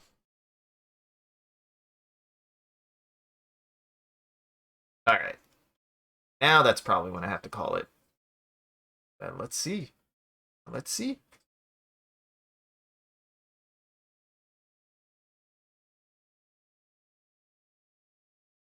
This will look really good because it's just gonna stop midair for a second, which will look pretty good. Yeah!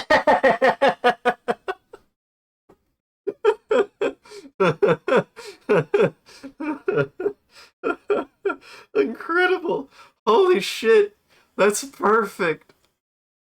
Holy moly.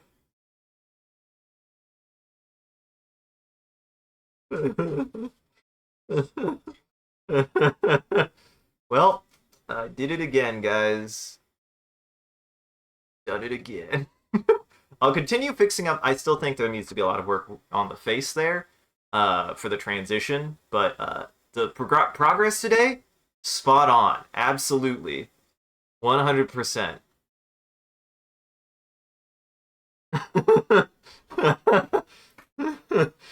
Absolutely perfect. Holy shit.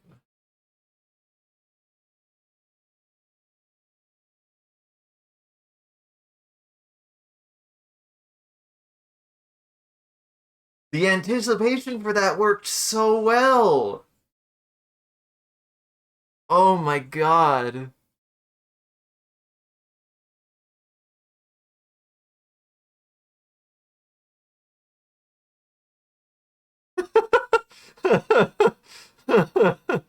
Oh man. Oh jeez. Oh, this came out so good. Oh no, it came out so good though. Oh, it came out so good though. Like, legit? That's like perfect. That is actually perfect. And I'm working in the arc. There's going to be a nice arc for how the it's not just going to come straight down up and down. It's got like a little bit of arc, so it's going to move a little bit to the right where the party popper is going to do like a full like at least it's going to do I'd say like a 100-degree turn, and then something's gonna happen. It's probably not even gonna be a surprise, but I'm not gonna tell you because I'm gonna act like it's a surprise. But the whole point in this is that it's gonna be a little bit boring. I want to overwork boring. This is the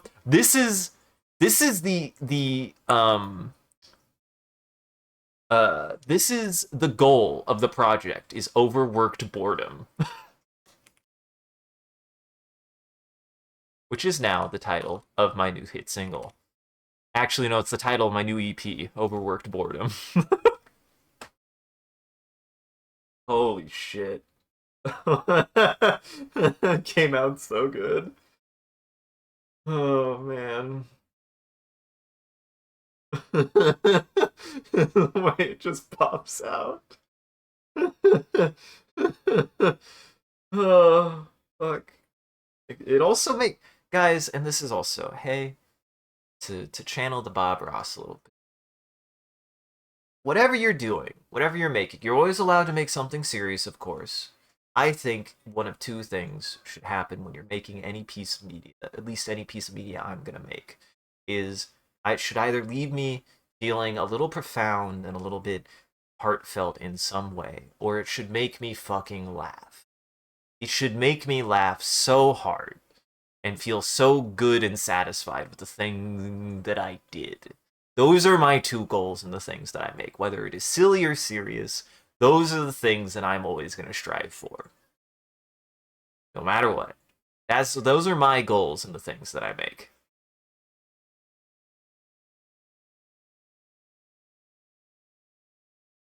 I want her to look surprised enough that it's like, oh, it did, it did a thing, but make it clear that she's not like, oh, oh my god, holy moly. All right. I gotta start wrapping it up. I'm gonna start wrapping it up. So we're gonna do one more thing before we go. I'm gonna open up Bing Create, which is an image generator. If you guys want to participate, all you gotta do is type in chat. Whatever chat says, I'll use as a reference, and then I'll share that image before we raid out. So, uh, to get started, um, uh, well, I feel like in the future I'll try to work this in. Whatever the VOD title will probably be a part of it. So, overworked boredom. Overworked boredom. Doing one's best to animate overworked boredom. If you guys want to add to that, I'll give you like 30 to 40 seconds. It seems like I hope there isn't too much delay. I hope there isn't too much delay. I've been told there's a little bit of delay, so I might add a little bit more just in case. Maybe refresh the maybe refresh just in case to make sure that you're caught up. I know there might be a little bit of ping, so I'll wait. I'll probably start wait closer to a minute now. That never occurred to me that there might be a little bit of a delay. So, in fact, what I might actually do, drink some water. Drink a lot of water. Good thing. Might go do something very fast. If you guys want to add to the prompt, I'll use whatever you guys say. So I'll be right back. I'll be right back.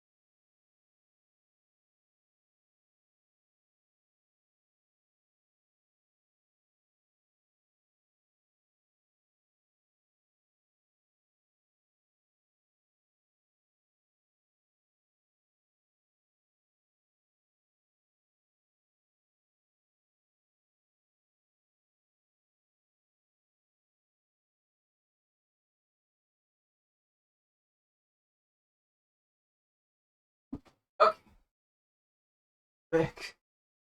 Hello, Moat. Oh my God, Moat. Thank you so much. Oh my God. I was... That's the most exciting potty break I've ever taken. While discussing non-boring ARGs, that's pretty good too. And thank you so much, Moat. Everybody thank Moat. That's so many. Moat, that's 10. Thank you so much for your support. I appreciate it, and I hope you're doing well, and I'm so glad, and that's so many. So that'll become a new bit.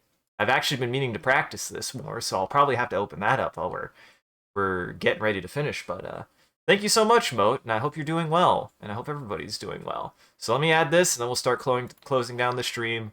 Thank you. Yeah, it was so much. I was not expecting it. I was like, what the hell? What an exciting hype train. Literally on the toilet.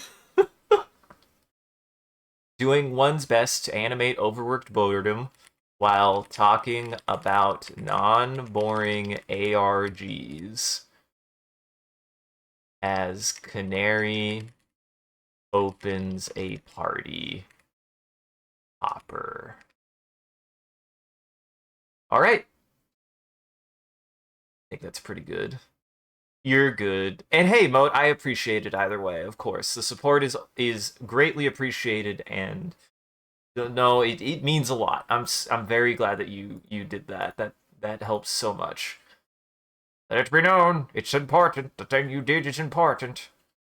So, yeah. So stick around to the very end. I also do a bit of a closing bit. We do raid after every stream, so that way the vampires in our chat, nope, the daywalkers in our chat can keep watching. So everybody else out there, make sure to go lock your doors and windows because it's almost actually go unlock your doors and windows because it's no longer lunchtime for daywalkers.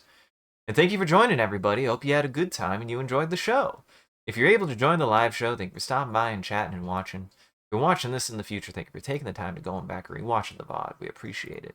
If you're out there and you enjoyed this, I don't know where this is going to open.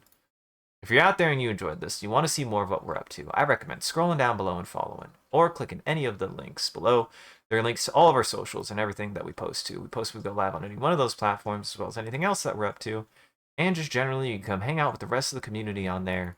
It's a good time on the Discord. Speaking of which, a shout out to our community there and everyone who follows. You guys are a wonderful audience, and we appreciate you. Oh, is it a little loud? I had a feeling. I was like, oh no. I was noticing it was like getting up to the yellows. It's like, it's probably fine. Thank you. We post we go live on any one of those platforms, as well as anything else that we're up to. And just generally, you can hang out with the rest of the community on there. It's a good time on the Discord. Speaking of which, a shout out to our community out there and everyone who follows. You guys are a wonderful audience, and we appreciate you. If we do anything, did I already say that? I probably did. And as always, did I think I did. And as always, if you want to see the stream grow, you gotta let people know. I appreciate that people have been talking about the stream, and I encourage you guys to do it more. It does help us out, and it's just super rad that you guys are willing to do that. And I'm just glad that we're doing things that you guys are willing to talk about. So I appreciate it. No buts. Go tell people about the stream. Go tell your friends about the stream. I won't. And this is something new that I'm going to start doing is until it becomes unmanageable. A huge thank you to all of our supporters on Patreon and Twitch, including everybody, all of our new subscribers today. So I'm going to try to do this as fast as possible. We're just going to make a quick update. We're going to make a quick update. Wow, I was even prepared, and I still wasn't prepared. There we go. So thank you so much to all of our supporters on Patreon and Twitch. Your generosity allows us to continue to expand the stream as well as take on more projects. And the stream would not be made possible without viewers like you, so we thank you. If you want to see your name added to this, stop it. Wait, no. That was the hype train finishing. I thought that was more, and I was like, wait. Oh, we gotta dance. Oh, we gotta dance. We can dance now. I don't know what this is. I didn't even. This kind of fun, actually. I didn't know that could happen. Oh, well, there you go. You know what? Now I'm like, okay, maybe hype trains or something. Oh, that could be. Oh, you guys can do a little dance. Do a little dance. You do a little dance in chat now. Would he give me a good dance? That's fun, actually. That's really cool. I did not know that could happen. Um, so a huge thank you to all a huge thank you to all of our supporters on Patreon and Twitch. Your generosity allows us to continue to expand the stream as well as take on more projects. The stream would not be made possible without viewers like you, so we thank you. If you want to see your name added to this list, as well as a couple other benefits you could get on either platform, you could check out the Patreon page here. It'll show you everything that you can get, as well as subscribe on Twitch. Patreon will show you everything you get, and any amount is always appreciated. Once again, thank you. Thank you to Amon to do a wonderful job holding back the Robot Army in front of becoming famous. Thank you everybody for coming and hanging out. I had a really good time. I got some good progress. I'm glad that the animation is coming along very, very nicely. I'm super excited to see where it goes. We're definitely over halfway done now. We are over the halfway mark. That I was not expecting that part was a struggle. But we're definitely over the halfway point. There's only 3 more actions left. I need to finish the current one and 2 more that I'm pretty sure you could guess what they are. So we're definitely over halfway done. We definitely are. Well, we're definitely over halfway done with the animation being an animation. That's where we're at. We're at halfway done of the animation. So I'll get you through one. I'll get you one last thing and get you on your way. Check out the rest of our friends in Goblin Entertainment. That link tree has links to everyone's channels and everything that they've done and they've been up to, and the rest of my stuff here, which has everything that I post to. So you should go check everybody out in Goblin Entertainment, and you should stick around. We're gonna find somebody to raid to. All of those wonderful subscriptions did slow me down. I couldn't look for a raid while I was doing that because I was busy doing something else, and I appreciate it 100%. It's a good problem to have. Oh my god, there's not really that many people. I'm a little surprised. I guess we'll go say hi to Straw. Straw literally just started. They literally just started, and apparently they're gonna do music. Apparently they're gonna do some singing. So everybody go say hi to Straw. She's a good gal. Um, it was a good time. They just started just the second. So stick around for that. Otherwise, have a good afternoon or evening, wherever you are. Take it easy. And remember, the stream would not be made possible. It certainly would not. I don't. It do. Doing worked boredom. Doing worked boredom. What? That's twice. I've never seen Bing really dedicate to a phrase before like that. I have never seen Bing do that before. That's amazing. What the hell? What the heck?